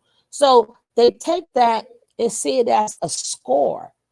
And because a lot of women, if they love you, do all that submission stuff go out the window, because everything is now being done out of love. So my man hungry, baby, here's the food. So I think when a lot of women show that, they're not used to it, and they're rather abuse the person who shows them love because they don't know how to accept it. So then now we become the bad guy for showing love. So what you have to say to that, DJ? Well, I think it's more of a, it's funny that I think love is more of an interpretation. I see that a lot of men being served, they see that as love when really they're just being served. But that's how you know that the whole submission thing is a scam, because I'm sure Diddy and other men that have been abusive to their close ones and partners, those women gave them complete submission, gave them an excuse to be loved, but they still beat on them like a drum. Well, I call submission, my meaning of submission is let me cheat in peace. That's what yeah. That's my meaning of submission. Let me cheat in peace. Don't say nothing. I mean, because that's the only way I see it, because everything else is being done. So I don't know what they're looking for, because everything else is being done. I haven't seen a woman yet who loves their man, and I'm going to just cook for me. I'm just going to wash my clothes. I'm just going to, when I do my laundry, I'm going to separate his stuff and leave it. So it doesn't make, no, you're going to eat. We both have to eat. We're both hungry. So what do you mean a woman to cook for me? I'm hungry too. We're going to eat, how things to be cleaned. So, and then when they say submission, and then they say, oh, I want a cooked meal, and a woman used to cook the meals for her husband. I'm like, hold on. What year? Our year, first of all, when you're talking about them days, it wasn't a store on every corner. It wasn't a restaurant on every corner. It wasn't all these McDonald's. And you didn't make enough money to where you can buy food outside. So, of course, she had to cook food in the house and make your lunch. Where you was going to get it from? Right. And you didn't have enough financial money, so where money can go out the house for just you to eat. But sorry, go ahead, sister. Well, you made me think of two things to go back to your original question, Torch. I got two words for you when it comes to male identified women. Well, it's three words, but Stockholm syndrome and survival. And I think a lot of and I'm speaking from experience here. Okay. First, I know now that I'm on the outside looking back in, I know I had Stockholm syndrome. I know that I was in love with my captive, my oppressor. But then it comes to survival, because we all know if there wasn't law and law enforcement, the law of the land, they would have been already committing the femicide, what they were talking about in O'Shea's comment section. I agree, but don't agree with that part. I think a lot of them, I think that a lot of women, because women have their own special way. I ain't gonna get on into it. Them the people who serve your food, right? You So can't I give think away too much now, sister. You that's why mm-mm. I said Look, I believe that no, we alone. no, Don't leave that. we gotta I keep believe some. that. No, we I got got you. we gotta keep some Farrah Fawcett, Burning Bush stuff to ourselves.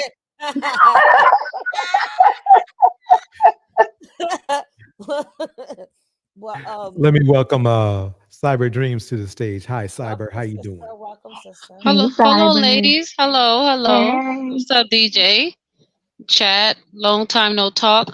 I've been very, Yeah, very happy, busy. happy holidays. Happy holidays. Yeah, man. But I just tuned in. After reading Claudia Jones' article, I think she wrote it in 1968, something like that.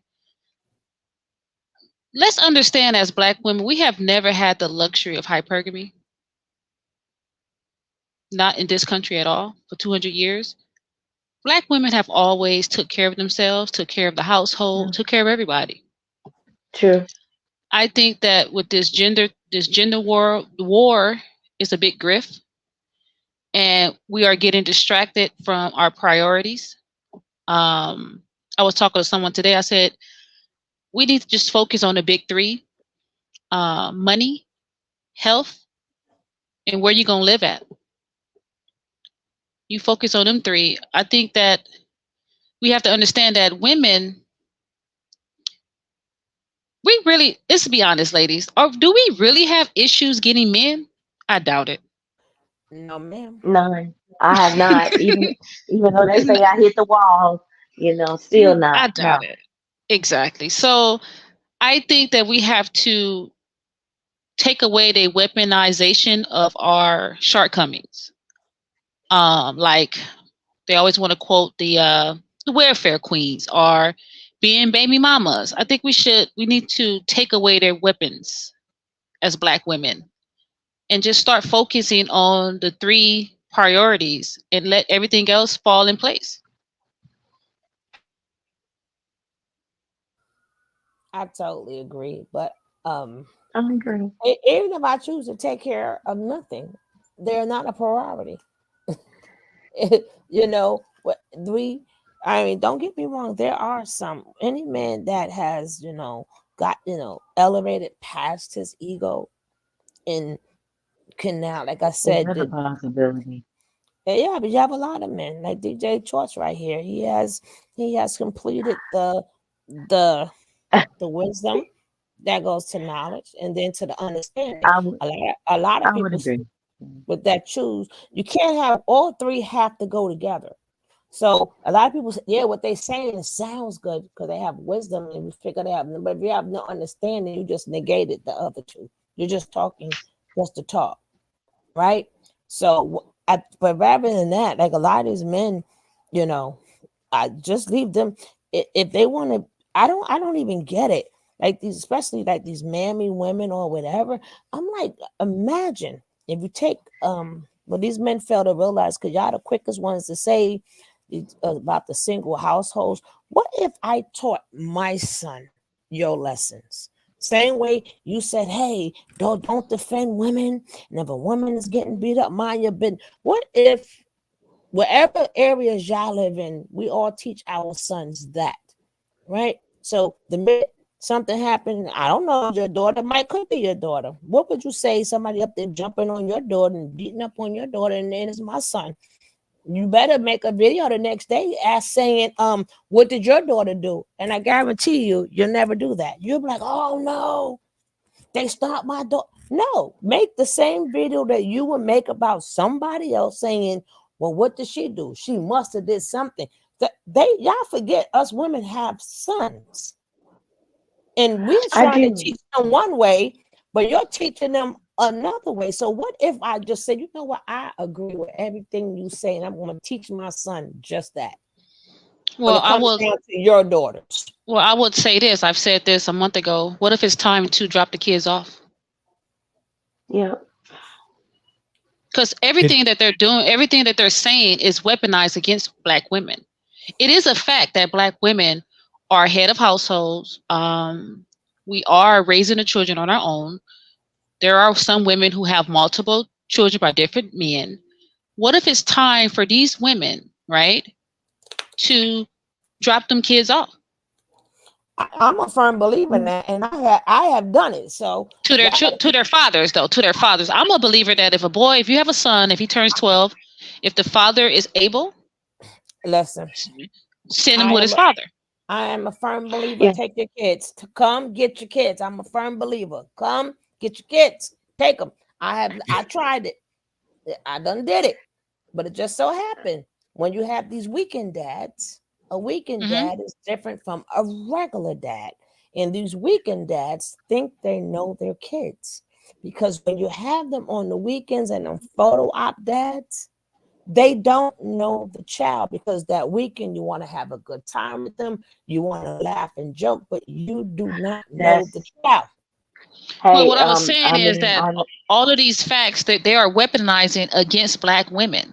So we have to basically focus to alleviate their weapons, because it's hurting Black women. Which goes back to what you were saying about us losing focus. I agree with that. I believe that I agree with everything you're saying. I'm gonna teach that to my son. I'm being sarcastic here. I'm not going to do that, but I'm just saying. Why do you have to teach him? I am the single parent. My kids are grown now, but my son is still just 18. But what I'm saying is that the problem comes in that these men do not know their kids. So even drop them off at 12 or 13, they are now going to bump. They're going, and that child is going to find his way back home, or that man is going to deliver that child back home, because they don't understand what the mothers go through. Because the child, remember, neither one really know each other, because when a child sees the parent, that parent is the one, hey, here's the ice cream. Well, let's go to the movies. They don't know how their dad really is, and the dad don't know how the child really is. And when you get them together, I done did it twice. And then when they find out who each other really is, and they know it's not that easy, they hurry up and bring that child right back home, or that child comes right back home. I'm gonna counter you with this, sister. Real quick. My mother did the same thing. Dropped the kids off. Now, which fast forward to when my kid's father was alive, right? It got to a certain point where, I was the same. I was like, you know what? He can be with his kids now. This is coming off. He has some issues of his own. You know what I'm saying? But one thing that I did know is that he was good enough for me to choose to have them kids with him. So he was good enough for me to drop them boys off with him. All the rest of as long as I knew my baby was okay, meaning physically safe, meaning the relationship that I had between me and my boys, they knew that all they had to do was drop a piece of paper and I hear it fall and I'll be there. You understand what I'm saying? Mm-hmm. But it's not my job to be considering what he teaching them, because if I was gonna be that concerned, I should have been that concerned before I laid down and had them kids with him. All I know is they here and they his. But all I could do from my end is make sure from my end I kept giving them the consistency of me, the consistency of my growth, and it's just like releasing them out into the world. It's just like releasing them out into the world. I can make sure that they have the alternative through me, but I'm not responsible for all the other stuff. I mean, if it can work, just with my kids, it did not. I mean, you guys ever play poker? Of course, but these men are bluffing. These men are bluffing. It's time for these men to show their cards. Sometimes it's the child too, because what happens is, being that they do not know each other, sometimes, especially with my son, when he's with his dad, they are the same person. So it's not So it's not even the fact that they're bumping heads. And then some kids, they want their own space. Once they go to, not every kid, some kids deserve to be with their father, but some of these fathers, again, they have to learn the kids. So I would not, I mean, some parents can't. I tried it and I had take it, and I gave it to you. Take them. But you got to understand, these men are under a patriarchal delusion. They're basically they're saying women are the nurturers, right? They are the teachers, and they're weaponizing this aspect against Black women. No, some women are, right? See, we under patriarchal system. Yes, we are. But again, I'm not the woman to play with. I'm not that one. I don't care. Them games will not be played. But I am all for come get your kids. Here they go, because I think that they do need to meet each other. Just like I'm like, okay, because you don't want to talk bad about the man or whatever, but you do want And to say then we things to your kids. listen. Then we venturing into mammy land. Then I have Man, never been one. Look, I have, even though I've got caught flat for it. You gonna hear the truth as a wow. child. Now, whether or not I'm not one. I have never been one of those people. I never like being kept out of the loop, because here's the thing: you can try to keep a kid out of the loop all you want to. We know what's going on. We know and hear and see and feel everything that's going on, regardless of how you try to downplay it. No, the So truth you're is not saying anything bad about the man. That's the truth. That's the difference. If like I'm gonna tell the truth, but that still doesn't mean that the child only hear your side, right? But they think too, being that they Well, being that ladies, they are I'm sorry. I apologize. I didn't want to anchor the show.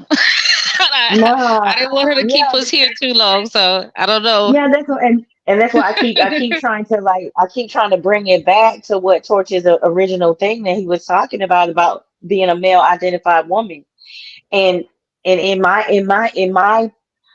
own experience, as long as I was anchored in the fact that I'm the mother of sons, so to learn the nature of a man and to realize that no matter what I give my sons, they still have a foundation, a biological foundation that predisposed them to be some dusties. You know what I'm saying? That's a lot for me to deal with. You Who know you what I'm saying? That's a girl? lot for me to Girl, take in. you ain't Wait, lying. You before we ain't move on, lying there. it's funny you said that, because there's a Brookings Institute article that states that even if the young black boys are in a stable home, meaning 2-parent held households, they still come out on the losing end of the stick. The question is why? Because it can't be the mothers, and it can't be the family dynamics. So why are these boys that are in 2-parent households still having the same outcome as single mothers or fathers who are unalive or in jail? Because outside influence, believe Got me, it. Mm-hmm. plays a lot on. No, sis, it's your fault. No, sis, it's your fault. Ain't no man gonna tell See, me that. No, sis, that's what I'm you should have saying. chose better. That's what I'm No, saying. Ain't no man gonna tell me that no, neither. sis, you should have chose better. You should have kept your legs closed. Listen, girl. See, you're a And female. see, that goes back to that. If you was a man, this be a whole nother conversation. But I get that's what they say. But the thing is, outside influence. Remember, when a girl get a certain age, that estrogen kick in. She feels she's ugly. She start getting the bumps, and then she doesn't. And then you got the guys that testosterone kicks in, and then you got the homies always talking crap. Because I'm telling you, I had a lot of kids come through me. We have mothers and fathers, beautiful people, but it takes that one boy to go, oh, you so cute. Everything mama said went out the window. Everything daddy said went right out the window, because we could tell them they're beautiful and gorgeous and these things all we want, have the best household. Or it takes that one day where you had to scorn your child and, oh man, remember that testosterone kicked in. And then it takes that one time for that guy to say, hey, puff this or drink this. Outside influence plays a big big part in how you raise your kids. That's why I tell people all the time, stop blaming the parents. I've seen it. I've been doing this over 20 years. I had 900 kids, over 900 kids come through me. I see how the outside influence change them. Yep. This is the only concern I have with the dropping off the kids situation. It is the most logical things to do if the men are in logical mental state. Otherwise, it could be a crapshoot, what you're going to get back. Yep. Um, It is. You're right. But, Black women are anxieties. Black women have been suffering taking care of these children by themselves for a long time. Since the slave ship. Ever. Yes. So if we're going to change our mental state, what are the solutions? You know what I'm saying? So I'm not saying that that's like concrete, drop the kids off. I'm more inclined to go all the way to the court system, give him full custody. You know? Yeah, the scary part is this again. I'm not doing that. Yeah, the that problem again, I see Deacon. is this, looking from the outside in, sort of, is that the same reason he's not with you now, that person is not with you now, is the same reason why that person may not be qualified to drop your Exactly. kids off to. Exactly. So if the person, if the guy is a narcissist or has, is there? I mean, think about it. How much of a percentage is it that it just didn't work out? Really, when it's really that the guy's a lunatic. So the outside influence has a great deal to do with it, but if you hand them over to a lunatic, they're gonna get loony. So that's all I'm saying. Yeah, that's a small percentage, Torch. What about most women have a disdain with their partners or the people that they have children with, the males, because they're either lazy, lack resources, lack compassion, lack chemistry. Most of the time, they're not truly lunatics. That's like an exception. Are those qualities that man lacks something you want trained in your children? I did not want. I'm sorry, I said that wrong. Let me correct that real quick. What I mean is this: if the man is lacking all those qualities, is he going to make your children lack those qualities, or do you believe in some way that you've instilled enough character in them that they can withstand the influence, the negative influence of somebody who's, like you said, Cyber, lazy, not motivated, so on and so forth? I gotta have faith like a mustard seed then. Okay, but why? Let me ask you a question. Let me ask you a question. Why did you have to give the child to the man for him to even do that? He should do that anyway. Even if you have the child, he should be instilling things in his child anyway. Yeah. I don't have to wait. I don't have to pause. Okay, we're gonna pause it. Don't do nothing for the child. Don't teach him nothing until I give him to you. He should be doing that anyway. So if he's not doing it anyway, I'm not going to trust you with him if you wasn't doing it before. Now, if you showed me them qualities after we broke up and you're still there for your child, I'm like, hey, he's not doing his homework. Yo, what you ain't doing your homework for? I want to see you. If I see you involved with the child, then I can say, okay, I don't mind. But if you wasn't involved in the child, I'm not giving you my kid. Well, was that a question for me? Yeah, I was asking if everything's is hypothetical. Everything's hypothetical. So, and you got to understand, most of these males read below a 4th grade level. You have to have your resources like tutoring. You have to pay for stuff. I was just saying, like, what are the things we can do to limit their weapons against Black women. What That's weapon all. do they? What is only a weapon if we feel it's a weapon? What weapon do you feel they have against you? Because I don't feel they have anything against me. As a collective, these males been on a rampage for 10 years with all of these talking points. That's what they feel. That's not a fact. Yeah, that's true. Let me move forward. This is the next clip right here. I need to find out whether this is a male identified status right here. I believe it might be, but I'm going to let you all decide. Here we go. And the American Music Award goes to Chris Brown. Chris Brown.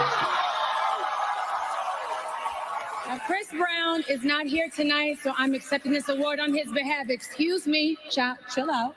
But I want to tell Chris, thank you so much for making great R&B music. And I want to tell him, thank you for being an incredible performer. I'll take this award, bring it to you. I love you. Congratulations. And congratulations to all the nominees in this category.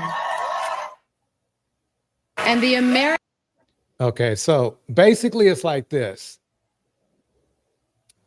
Kelly Rowland, somebody who I think has amazing talent and beauty, is defending one of, let's put it this way, he's in the running for the Diddy Award, in my opinion. So what is a situation? Why is this woman giving her undying support to a man who clearly is on monster status? Can I raise my hand? It sure can. I'm gonna raise my hand. The same reason why we got all those videos going around talking about I love you, Black man. It's the same to me. Yeah. It's a spit in the face. It's like I don't care what he got going on. He Black, and I'm gonna stick beside him. I think that women have a problem of excusing and applauding bad behavior. And I think that's one of the biggest problems. We reward bad behavior. So even when it came down to the Diddy situation, they kept making it seem like, oh, it's about the money. Nobody spoke upon the behavior. That's bad behavior. And we sit up there and hear men all the time with bad behavior and we excuse it. So they think it's okay.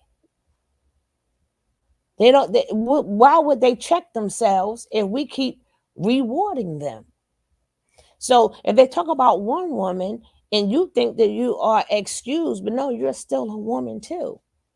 So if you're going, yeah, well, that's excusing and rewarding bad behavior. And that is the problem that we have as women. We see it, we're still in their videos, we sit on a podcast, we on their shows, and we know what they're promoting is bad behavior, and we reward it every time. What we doing is being like, you know how they say you got cock blockers? What we doing in that is, we the opposite of cock blocking at that point, because honestly, my opinion, somebody who's been proven to put hands, feet, and TVs on women, why are you still getting women? It should not be easy for you to still get women. Why are women still coming to you? Because somebody done got on here and said, oh, he a great artist. No, what you doing, sis, because the award already said that he was a great artist, honey. You don't have to get up there and open up your chops and make it a point that I still support him, because what you showing us is he Black. I'm gonna stick beside him. Right. Well, this conditioning of coddling has been here for 200 plus years. Mm-hmm. So Black women are implicated in this. How do we rectify it is the question. Like what? What do you mean by that, Mary? Like, how do we move towards supporting Black women? Because this is what we're doing here. The reason why we're all on these channels is to support and protect Black women and girls. Because this generation of women, we realize what our foremothers have done to the community, right? To the children, right? So we are the generation that's going to nip it in the bud. You got to understand, these males are increasingly homeless now. A lot of Black women aren't let them live with them. We're not really feeding them. Our birth rate is down. I assume it's going to be even lower because of the overturning of Roe versus Wade. And like you said, why are we still on it? Why are we supporting these men? Because if a small percentage of us are moving towards separation, right, and majority of us is not, it makes everyone looks like we're in bed with the behavior. Exactly. Right. Exactly. I do respect what Brina said, is that she's defending him as an artist. The problem is that what she's doing, what Kelly Rowland is also doing, is she's endorsing him as a decent person. I mean, basically, a guy should have came up and gave him, an endorsed award. And the reason why is because when a woman comes up there, I mean, this is why football players, sports players get paid millions for endorsing, because they know that an endorsement is changing a person's mind about a product, person, service, or thing. And she just stroking his ego, Torch. Well, that too, but that too. But no, the thing is that to have such a well accomplished artist as her defend somebody who really should be in prison is it almost, in some ways, don't get me wrong, I don't think she tries as hard to be a mammy as, let's say, the YouTube mammies do, but it has a stronger effect because she's on national TV doing it. Correct. And she also comes from Destiny's Child. Exactly. Well, she's validating him. That's validation. Right. Again, we reward bad behavior. So every time we reward it, that means forget what type of person that they are. Forget how abusive he is. Forget all the things that he done. He's a good artist, and only that is what we should look at. So we just keep looking at him being just the best artist. So you trying to still send women his way? I'm like, would you send your daughter his way because he's a good artist? Right. I mean, the Diddy example is the best example you can look at. One of the most prominent and productive hip hop moguls in history turned out to be Frankenstein. Some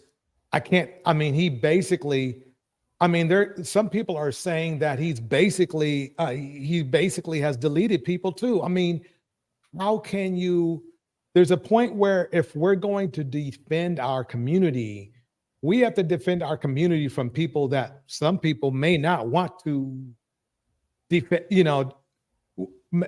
may not, it's like this. You may not want to defend, you may not want to defend against that person. I can't explain it right now, but I guess what I'm saying is that we have to make hard choices in our community. Are we here for these artists, or are we here for our community? Because in many ways, with the Chris Brown situation, with the Diddy situation, do we want to defend those? It's either the artist or the community. Who's more important to you? And unfortunately, I believe a lot of people, they lean towards the artist, and that's why we're having this problem we are now. And also, that's been Torch, done for so long, but that's been done for so long, since the 30s. That's always been done.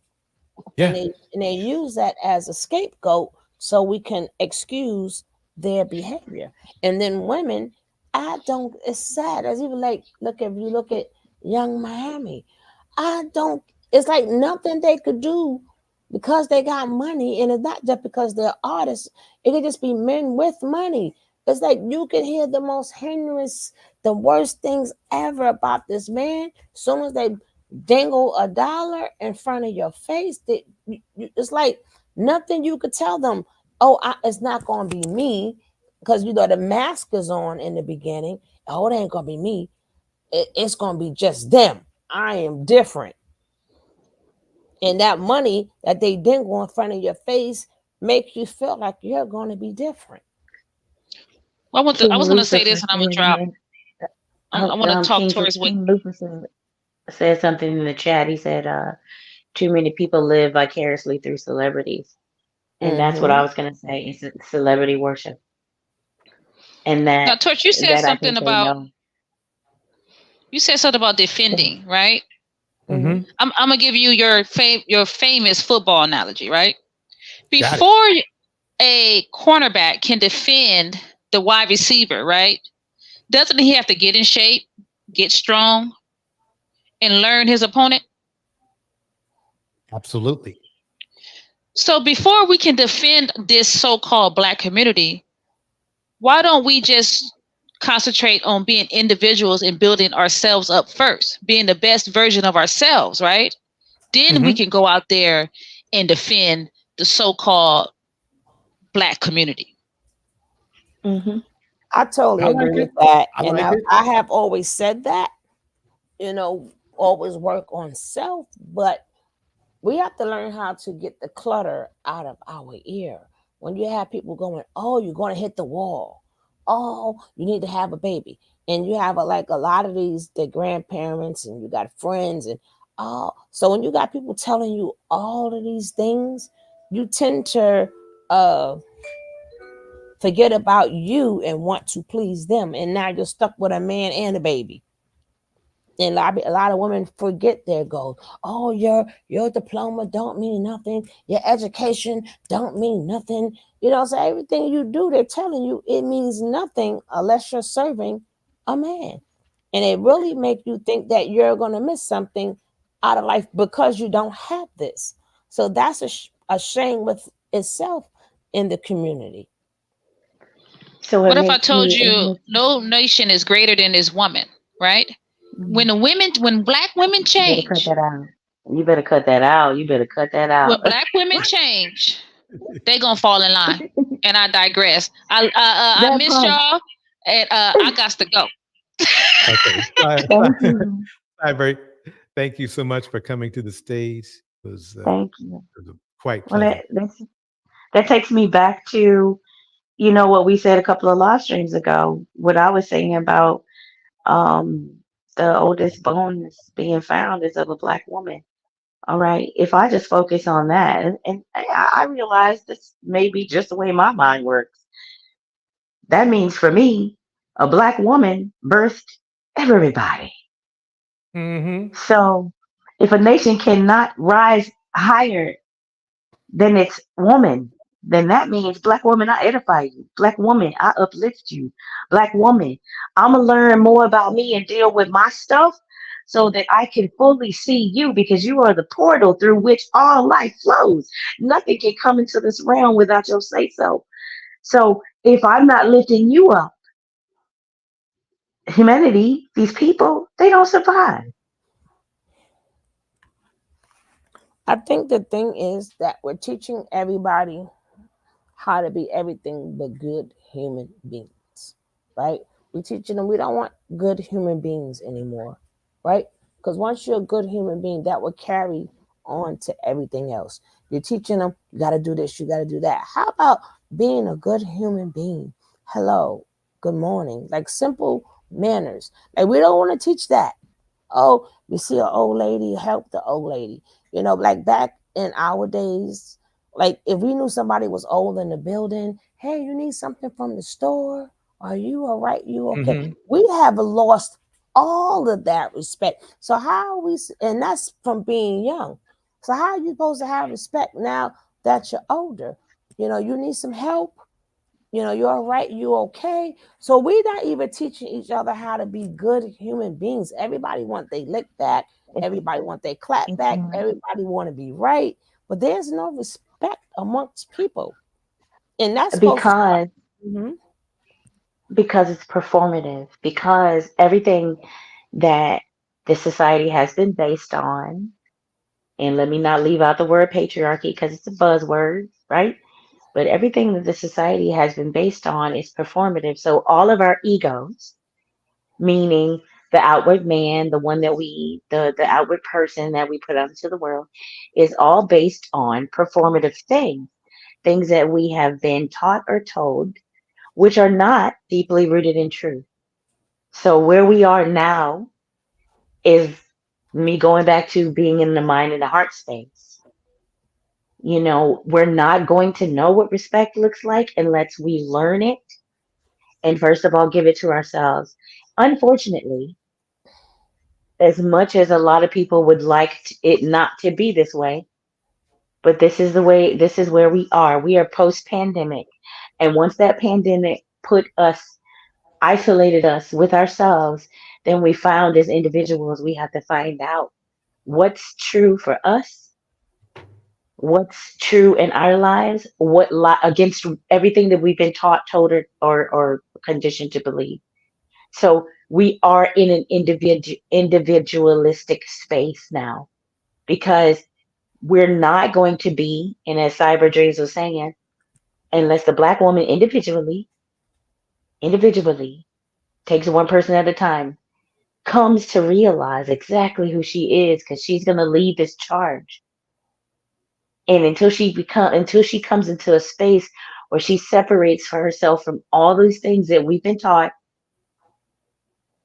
we're not going to rise. So that's where I feel like, and in this instance, and I'm gonna drop off after this. No, don't drop That off. I want to ask you, where do you think we supposed to start? Like what? Like this is a I have start. my way where I start, but what would it be a way that we would start? This this this is the start, and that's what I was gonna say. This is the start. I'm talking about. We are. Go ahead. Talking about like in your community wise. Remember all this social media. Once you cut this off, right? Once you cut it off, and then It will be. we all adults. So how do you start it? Like period. Like how do you take that message and pass it to the kids and the little girl? Like if we talking about it, like what else are we doing? That's what we're doing right now. That's the exact conversation I was having with my kid today. We're doing it right now. What We're are we? doing it right now. We are talking about it. This is an avenue, and that's what I was gonna say. What Torch is doing right now, and there's maybe one or two other male content creators that I can't think of at this moment, but and as well as the female content creators, because right now social media is a thing, because a lot of us are not out there in in the mix. Okay, so after We're you doing it cut right this, now. that's one of the things we're doing. After you cut Yeah. this off, what else are we doing? Unfortunately, that goes to something else that I mentioned before. A lot of the ways that we learn is personal pain. Because, I mean, that's one of my things. Like we have to take it out. Social media is a beautiful thing, but we also have to, if we feel that strong, because a lot of these young kids, they're for some reason, and again, I'm not going to say their mother's their fault. I'm not going to say anything. I only deal with what's right in front of me. I don't know what their mom and papa's doing, so I just can't just blame them and leave the kid alone. Like we have to do more, because them kids may not be who we want to help. They may not be watching this. They're watching other things. Like we got to we have to find a way to keep this message going on and off This social is media. going to sound weird, but I might have an idea. Mm-hmm. Really, I'm quite always honestly, it's supposed to go through the Black men in the community to make this happen for an improved community. Unfortunately, at the moment, from my experiences over the last 42 years, and of that, some being in the education system and then some on out, just on the regular on in the streets, the the best way for Black women to influence a positive change in the community is going to be going through the schools. Because get this, as bad as the schools might be, they're a better conduit right now for improving a child's life than the Black male community is. Because as you can see by online, how many Black male improve the community channels do you see versus bashing Black women channels? I was asking myself that question today while I was watching Anton Daniels, and I was thinking to myself the same I'm thing. gonna teach my son all Anton. Where he live at? So I can send my son. Where his daughter at? So I can teach my son all his lessons for his daughter. Right? No thanks. No thanks. I mean, you're right, Torch. You're absolutely right. And see if he still agree with his teachings after my son finished with his daughter. Right? I want to see if he still agree with what he said. No. Right. Exactly. But one of the things like I try to do, because I know a lot of kids, because they don't understand, they have never felt like certain feelings and emotions. Let me explain. Like for us helping people, because in the street they're so tough, they gotta keep this persona up, like nobody gonna disrespect me and nobody gonna do this, so they keep this persona going. And then so what I try to do is I put them in predicaments where they have to learn how to feel. Like I make them go and work with, I send them into nursing homes. Why? That's a whole different feeling they never felt, right? So when they see these especially bedbound patients, right, they turn into a whole new person. They never experienced that feeling before of somebody so thankful to see. I have seen a lot of them differently. Like it's a shame that women have to do this. The school system is a lot of things, but it's a lot of things that we can do. Even if it's like if you take a couple of kids, take a couple of kids, and then I put them in a hectic situation and I make them work out a pantry. Why? Because it's 350 rude people. You would think people will be thankful that they're getting the pantry, but it's a total opposite. Now they have to learn how to work under stress and how to hold their tongue. And a lot of these things, nobody, like, you have to put them in predicaments, right? Then I make sure they do teamwork. And then it's not easy. And a lot of them come in there all rough and tough, pants all the way down. And then I take my time and I transform them. Not saying that they're going to be fully transformed, not saying that all of them are going to get the message, but some do, because they're so used to whatever's going on in the house. Some of them don't know what a hug feel like. Some don't know. Some of them don't. Some kids I know, their fathers never even said, good job, high five. Is it, hey son, how you doing? You all right? A lot of these little girls, same thing. They've never got a hug from their father. There was a lot of bass in what you just said. You had a lot of bass in what you just said. A lot of what? Bass. Oh, I'm sorry. No. No, I'm just being silly. I got a question though, Torch. I mean, so what you're saying, like, if you're saying it's up to the Black men in the community and through school. What does that look like exactly? Oh, it's really, believe it or not, It's really, really easy because it's like this. The schools do have, I mean, they're usually, a lot of them are not really run. Some are run out by African Americans, but many are not. But it doesn't matter because as long what you want in what you're looking for is just a system of education and protection. And Black women vote great, much better than Black men do.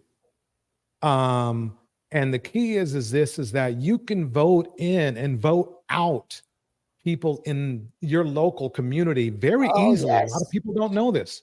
A lot of No, people don't know yes. this. And all my kids know them personally. You're Mhm. 100% correct. I make sure they do I let them do their video. They know how they feel because of the community service that I do. I'm privy to knowing them and I make sure they know them too. So you're 100% correct. And if you tell them what you want, and they don't do Exactly. And I see, commend you on what you're doing. I commend you guys on that. I saw an issue, and I'll be perfectly honest with both of you. I withdrew my youngest 2 years early and decided to Mhm. homeschool him because Mhm. I didn't see that at all. I couldn't agree with you more. Believe it or not, I come from a family whose younger siblings mostly have been homeschooled and excelled very well. This has nothing to really do with that option. What it has to do with is, like, let's say the parents or the parent that may not have the homeschooling option at hand. And even if you homeschool, you can still vote in your local community for better education. So, in a matter of speaking, when you may not be voting for yourself, but you're voting for somebody, right, who's going to help bring up the other children to be better, so they're not going to be a problem to you and your children. Because unfortunately, the thing is that you see the type of Black male leadership we have displayed to the world. I mean, Diddy was supposed to be one of our primary leaders, right? Look at him. Okay. Mhm. Look at Anton calls himself a leader. Look at him. I mean, you see where I'm getting to, right? I mean, we ain't got it going on right now. I mean, there are not enough Denzel Washingtons or the rocket scientist who plays for Minnesota. I forgot his name right off the top. But we don't have enough good Black men to outnumber the bad Black men. You see what I'm saying? At this moment. So Let me ask you a question though. Okay, so why is it that you think maybe and I could be completely off, but that's why I'm asking the question. New Diamond had mentioned Umar, the Dr. Umar school. Why are we not on board with that or on board with something similar? We don't know nothing about doctor. This has been like a 20-year process already.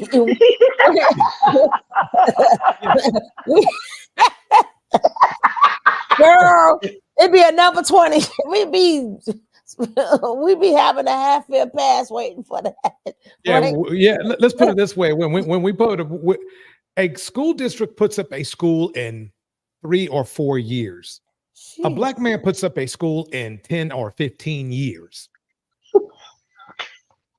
Okay, I've seen it. I've been a witness to both. But see, I've seen. I mean, the thing is that what you want to do for now is find a way to channel government funding that they are going to give to the schools anyway. That's right. To better benefit our community.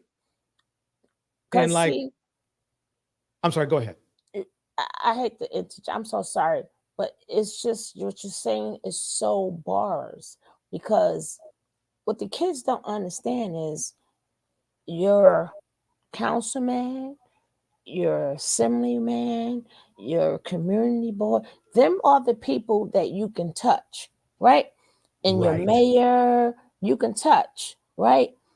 All the other ones you can't touch. You can't see them without security guards. These people you can, right? So a lot of these kids, they have got turned off with the voting system. So then now you have to say, hey, these are people you could touch. And me, you know, I'm gonna bring you to them, and then I'm also gonna make you do community service for them because this is your community, right? So now they get to talking. So if you don't like what they're saying, that's my way of getting them to vote. If you don't like, tell them what you want, right? This is what we want as the youth, and if not, we are not going to vote for you. You have to give them response. They have a voice. And we have to find ways to give them a voice for things that they want. But if you don't disrupt how their regular life, then they don't feel the need to vote. Because so now you got to find ways to say, okay, listen, well, in New York now, let's just say they just legalized marijuana, right? So they think, well, you're not disrupting me. I'm still smoking. I'm still drinking. I'm still doing what I want to do. Now, once you disrupt that, then it's going to make them say, oh, they're not going to legalize it no more. Let me get out there and vote. I mean, I'm just using that as an example. You know, certain things that's in their community, like us as an adult have to find out where it works for them. And if they don't have this, they're not going to have that. That's to make them get themselves involved, right? Right. So our job as the adults is to get these kids together and hey, what do you guys want? Right? I try to make it to where they can use their voice much as possible. I try to, so then now. And then I even got the slogan, my vote counts too, because a lot of them forget that these kids that you see all the time, you forget that. Remember, they were 17 last year, they're 18 now, right? A lot of them, they only want to deal with kids that are dealable. Like they figure, okay, I can deal with they respectable, whatever. They forget about the other kids, right? But guess what? They vote too. They vote. So we got Now y'all moving outside my range of focus. I'm just gonna build me an underground bunker in a undisclosed location. Okay, no, but even that's if where you I'm do at. it with your own child, no, but even if you do it with your own child, remember you said, even if you do it in your own household, that speaks volumes because a lot of these kids, they figure my mama don't vote. ain't nobody like before, like I couldn't wait till I turned 18 to vote because that's all they talked about. They talked about the people, they talked about what was going on. I could not wait. But now the parents of these days, they not voting, they ain't doing nothing. So it's not in the household. I'm gonna tell you why I don't. I'm gonna tell you why I don't vote. All right, because I came into a range of understanding that what we're voting for, the system is rigged, in my opinion. Okay, so we're only gonna get a little bit of what is needed to maintain a certain level of control. At this point, we're just opting in to our own system of slavery. So, me as a whole vet, okay, I'm a whole army vet, and I was on the track to be in politics. Withdrew myself because I saw what was going on, and I was like, "Wait a minute, this ain't it." Because for me, I'm a more inside type person. So for me, everything that you guys are talking about, while I see it as a practicality, yes, but I tend to believe and lean toward the side of more to the realm of we're fighting a spiritual war. This is a war for our minds. Right.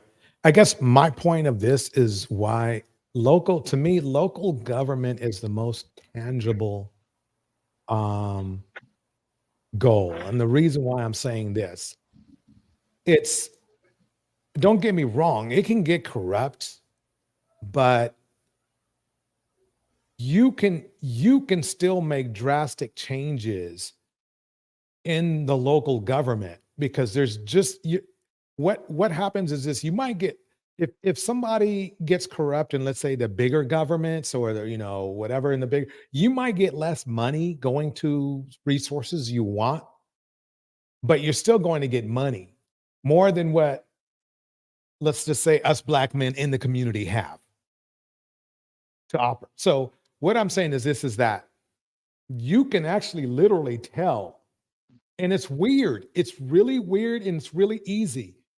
You don't even need that many votes, and that's why it's such a tangible item, is you can literally tell the school district what to do with the money they receive from the government by voting in people from your own community and getting rid of all the hustlers. It has to be extremely organized, but it can happen like that. And what I mean is this, is that I have seen the school district I used to work at, right? I've seen them have to force us to spend money. I kid you not. Spend millions. We need to spend $10 million before the end of August or we lose it, kind of thing. You see what I'm saying? Through a grant, through whatever resources. The problem is they end up, if you have the wrong people in place in the school district, then half of it goes in their pockets. Okay. Half of it goes to some it might go to HP, just because they HP kicks back the money back to that department head. You see how it works? But if you have the person if you vote for the right people in the right place, at least in your area, in your culture, you have more control on what happens to your children. And you're not just doing it just for, this goes for a mayor. Where I live, you would not believe how many votes it took for a mayor in this city where I live to be voted in as a mayor. One of the most popular cities in the United States. Baby, I know. I don't know where you at, but I know. I know it was 10 days early voting here, right? Within them 10 days early voting, do you know, out of the whole 10 days, less than 100 people voted for the early voting. Less than 100 for 10 days of early voting. So you are, again, absolutely correct. Again, bars. And then women vote more than men. Suppose I'm talking about in the Black community. Women vote more than men. Right. So okay, so what I see. Well, hold on. Let me just make sure I'm on board here.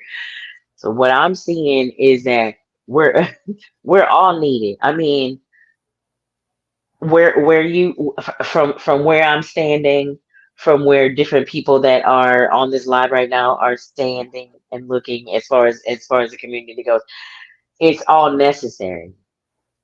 So there are going to be those of us that handle things in the physical plane. There are those of us that handle things on the spiritual plane, and et cetera, et cetera. So I just wanted to make sure that I'm in the right spot. I believe what he's saying and what I'm saying is them crumbs, we all going to get crumbs, which you are right, but they have to go somewhere. So that's where we come in at. We're going to get the crumbs, yes, but where are them crumbs supposed to go? So that's where we could come in and we could fight and say, hey, we want them crumbs over here. We want them crumbs over there. Right. There's a lot of people that's doing good things, right? We want this program to stay running. We need this program to stay running. Hey, we don't have a community center here. And then even in house, people live in housing, people live in buildings. So them crumbs Yeah, it's corrupted. Yeah, we already know it's politics. We ain't never going to be able to change that. But the school system, hey, we need more after schools, or we need more mentorship in them schools. You can propose what you want to propose. And a lot of times, if you do go and vote, some of them proposals are on the election ballot. And a lot of times things has changed because people did not go out and vote. And I'm not even talking about for the people, but for the proposals that that's on the ballot. You can put yes or no. That's not including the people that's running, but them crumbs have to go somewhere. Right. Exactly. And that's my point. Let's put it this way. I'm going to make this real quick. If everybody on my Facebook page and my YouTube page voted for me in the city I'm in, I'd be mayor right now. That's how easy it is. Okay. And Well, what's again, up? I do not live in a hole in the wall city. But people don't know that. It takes, the thing is that, hey, it's, don't give up before you should give up. That's my theory. It's, I don't mind people giving up after trying real hard, but you have to understand that there are some very tangible goals you can acquire by, by putting in some effort. These people are counting on Black people not to vote. At least in the local, I won't say national, even though they are, but at least in the very least in the local areas, they are. I know of another city right now. I want to call them out because it'd be mean. But anyway, literally about 5,000 people voted in this very, very conservative, very negative towards Black people person, right?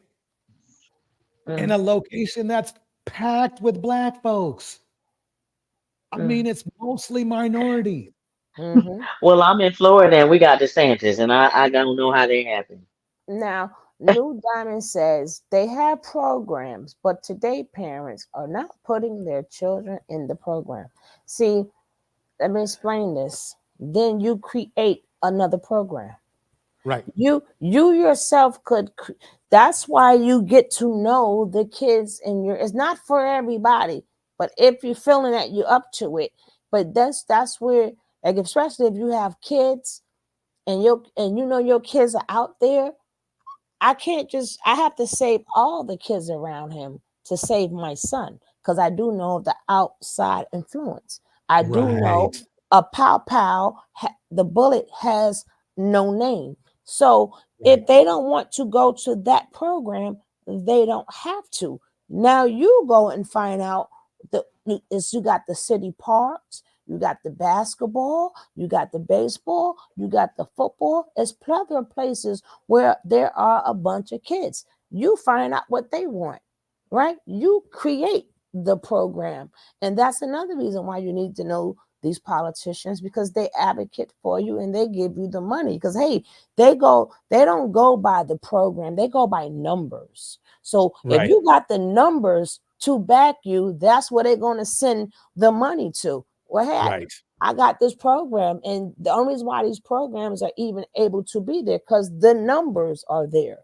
So anytime, you can't say what's going on and what's not going. You yourself create it. So hey, you want mentorship? Okay, we're gonna do mentorship. Okay, y'all don't want mentorship because not everybody want to play sports, and I see that's a problem too. A lot of places that's open is some type of basketball, football, or whatever. Some kids want to do STEM. Some kids want to do other things. You find the need in your community and you supply the need, and then you get a name for whatever program you want to do. You write out a proposal or get somebody to write out a proposal. You get to meet them. Say, hey, look, see all these kids I got? You have to start it first. Even if it's in a library is free. See if you can get some kids on up to that library. They go by numbers. It's a way to do it. But we can't just say, oh, this is not going on. A lot of things is not going on because a lot of people have not created it. You can create it. Yeah, the last thing I would say on this is that, you've heard of the school to prison pipeline, right? Mm-hmm. With the right local ideas, we could make it a pipeline to Silicon Valley. You know what Silicon Valley is? It's the technology, probably in the United States, it's probably the technology,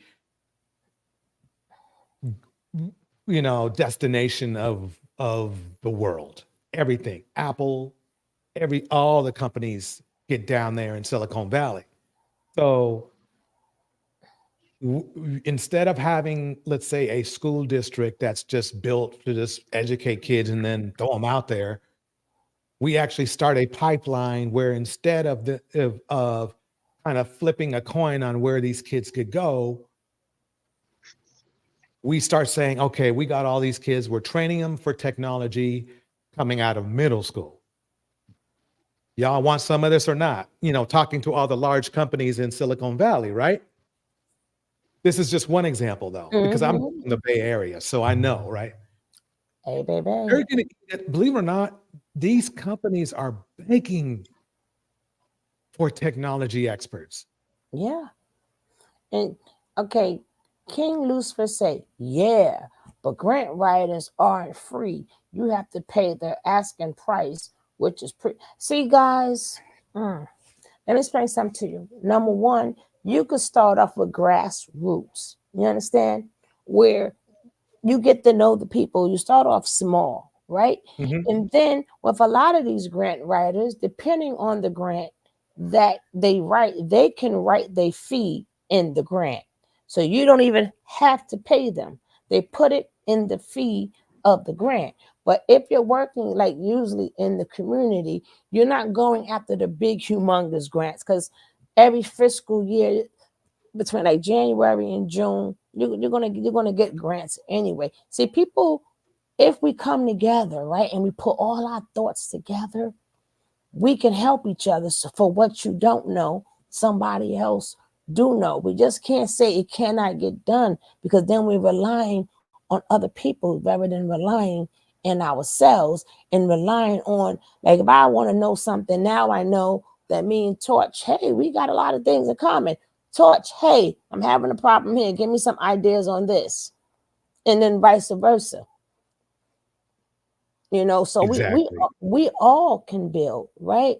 So then that again will cut down some of this bashing. See, we're promoting something that the red pills and stuff, they can't do it.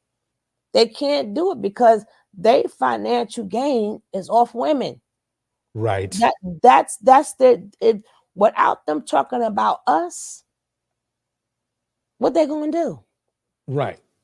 Exactly. I mean, that's the funny thing is that they diverted all their energy to talking about the community and really meant it. They could make leaps and bounds, but they're not going to. And that's why, believe it or not, it was the manosphere that convinced me that Black men are a losing cause. It was the manosphere that did that. It wasn't Cynthia G. It wasn't Princella. It was the manosphere because I saw what they were about. And I was saying, wow, if these guys are what we are really about, and which is just their goal is just to control women, right? Then they don't care about the community. So, and if you ask them how many, don't ask them, I take that back. Ask them to show you how many of the youth respect them. They don't have an answer. And I'm not talking about the ones that's already smart. I had one guy on my show, and I was shocked. I'm like, I knew you so long. I did not know you was a red pill. What was you hiding this at all this time? But we was going at it or whatever on my show. You got to come on my show sometime. I would love for you to be on the panel. But he was saying something. Goodness, got a brain freeze. But I'll come back to that.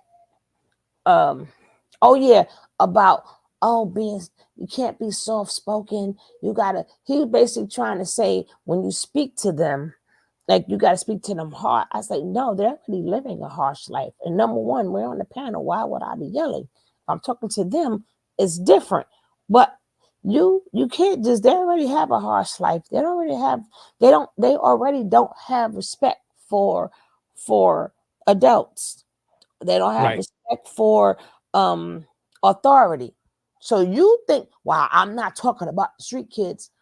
Guess what? Every child is at risk.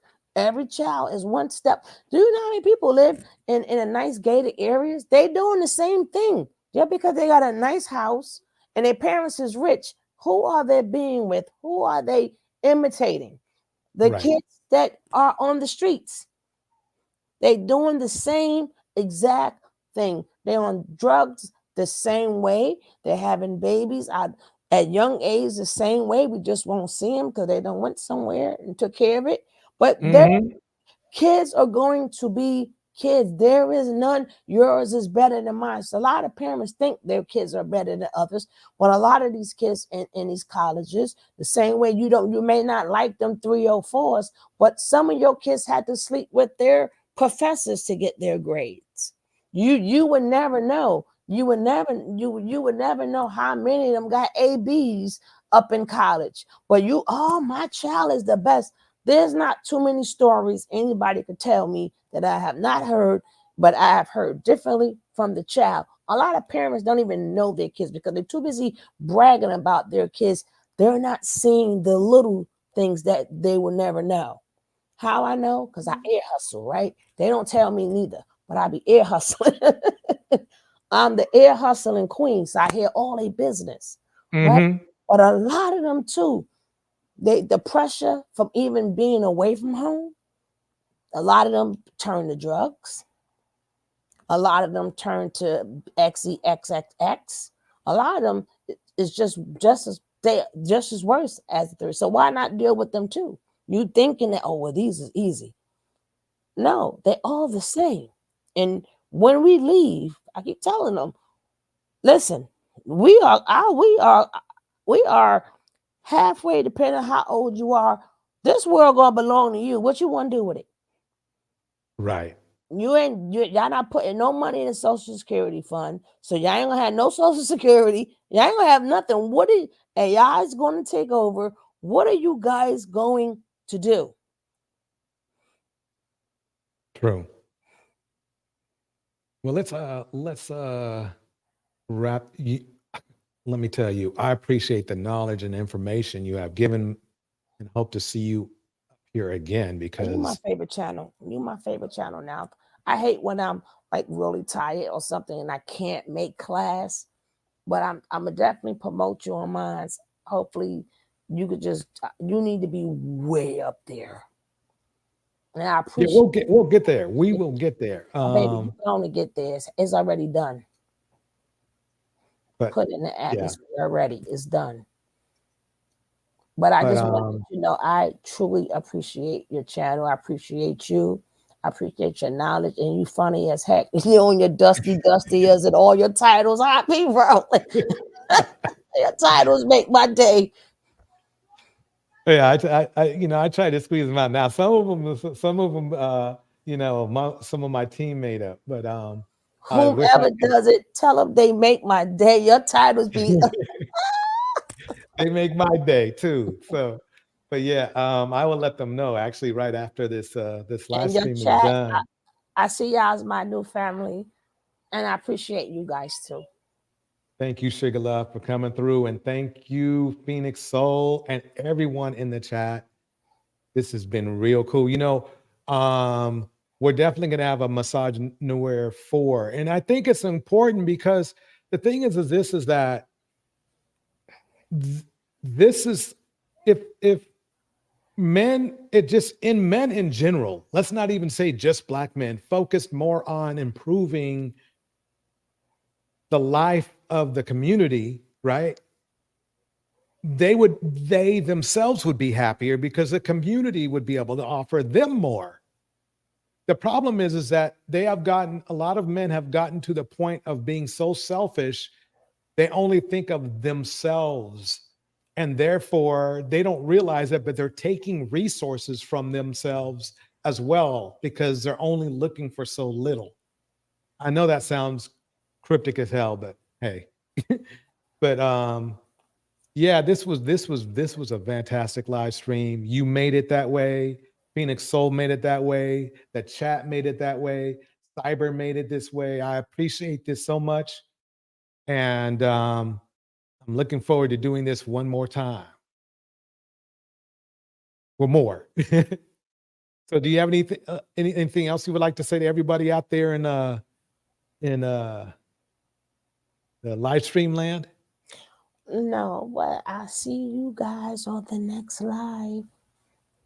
Fantastic. Fantastic. Everybody give Sugar Love a hand of applause in the chat. I'm definitely doing it over here. Phoenix Soul as well. Cyber Dreams as well. And then give yourselves a hand of applause in the chat because this was off the chain tonight. This was off the chain. I think we got to do more constructive talks like this. We really do. Let me go ahead and get some music playing. Where are we at? Here we go. So everybody, see you on the next one.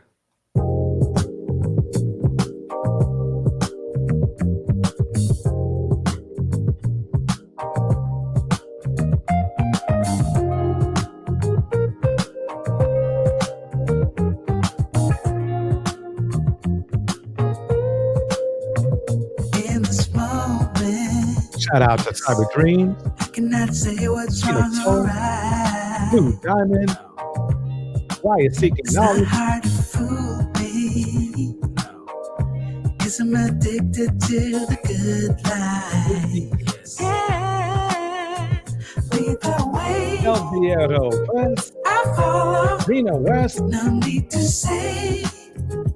Sugar Bomb. Where we are heading now, babe. I follow to the edge of it all. Rena West. To the edge of it all. So tell your good lies.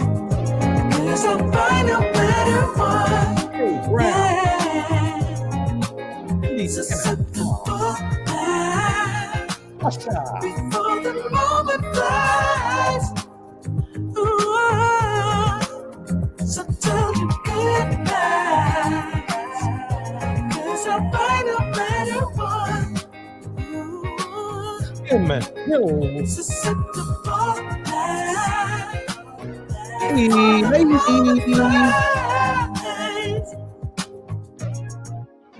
it's not a problem. Phoenix Soul for the super sticker.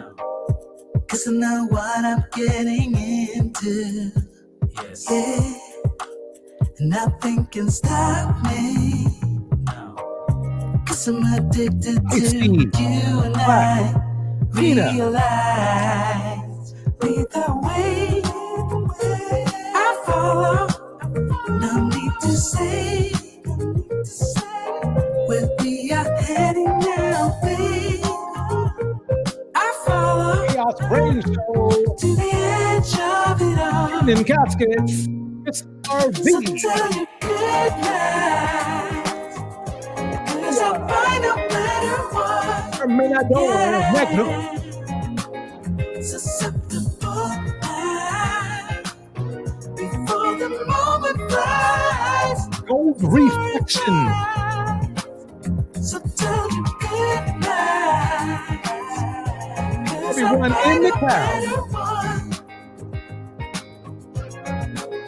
Susceptible night. Thank you for coming by. Before the moment flies. Enjoy your weekend.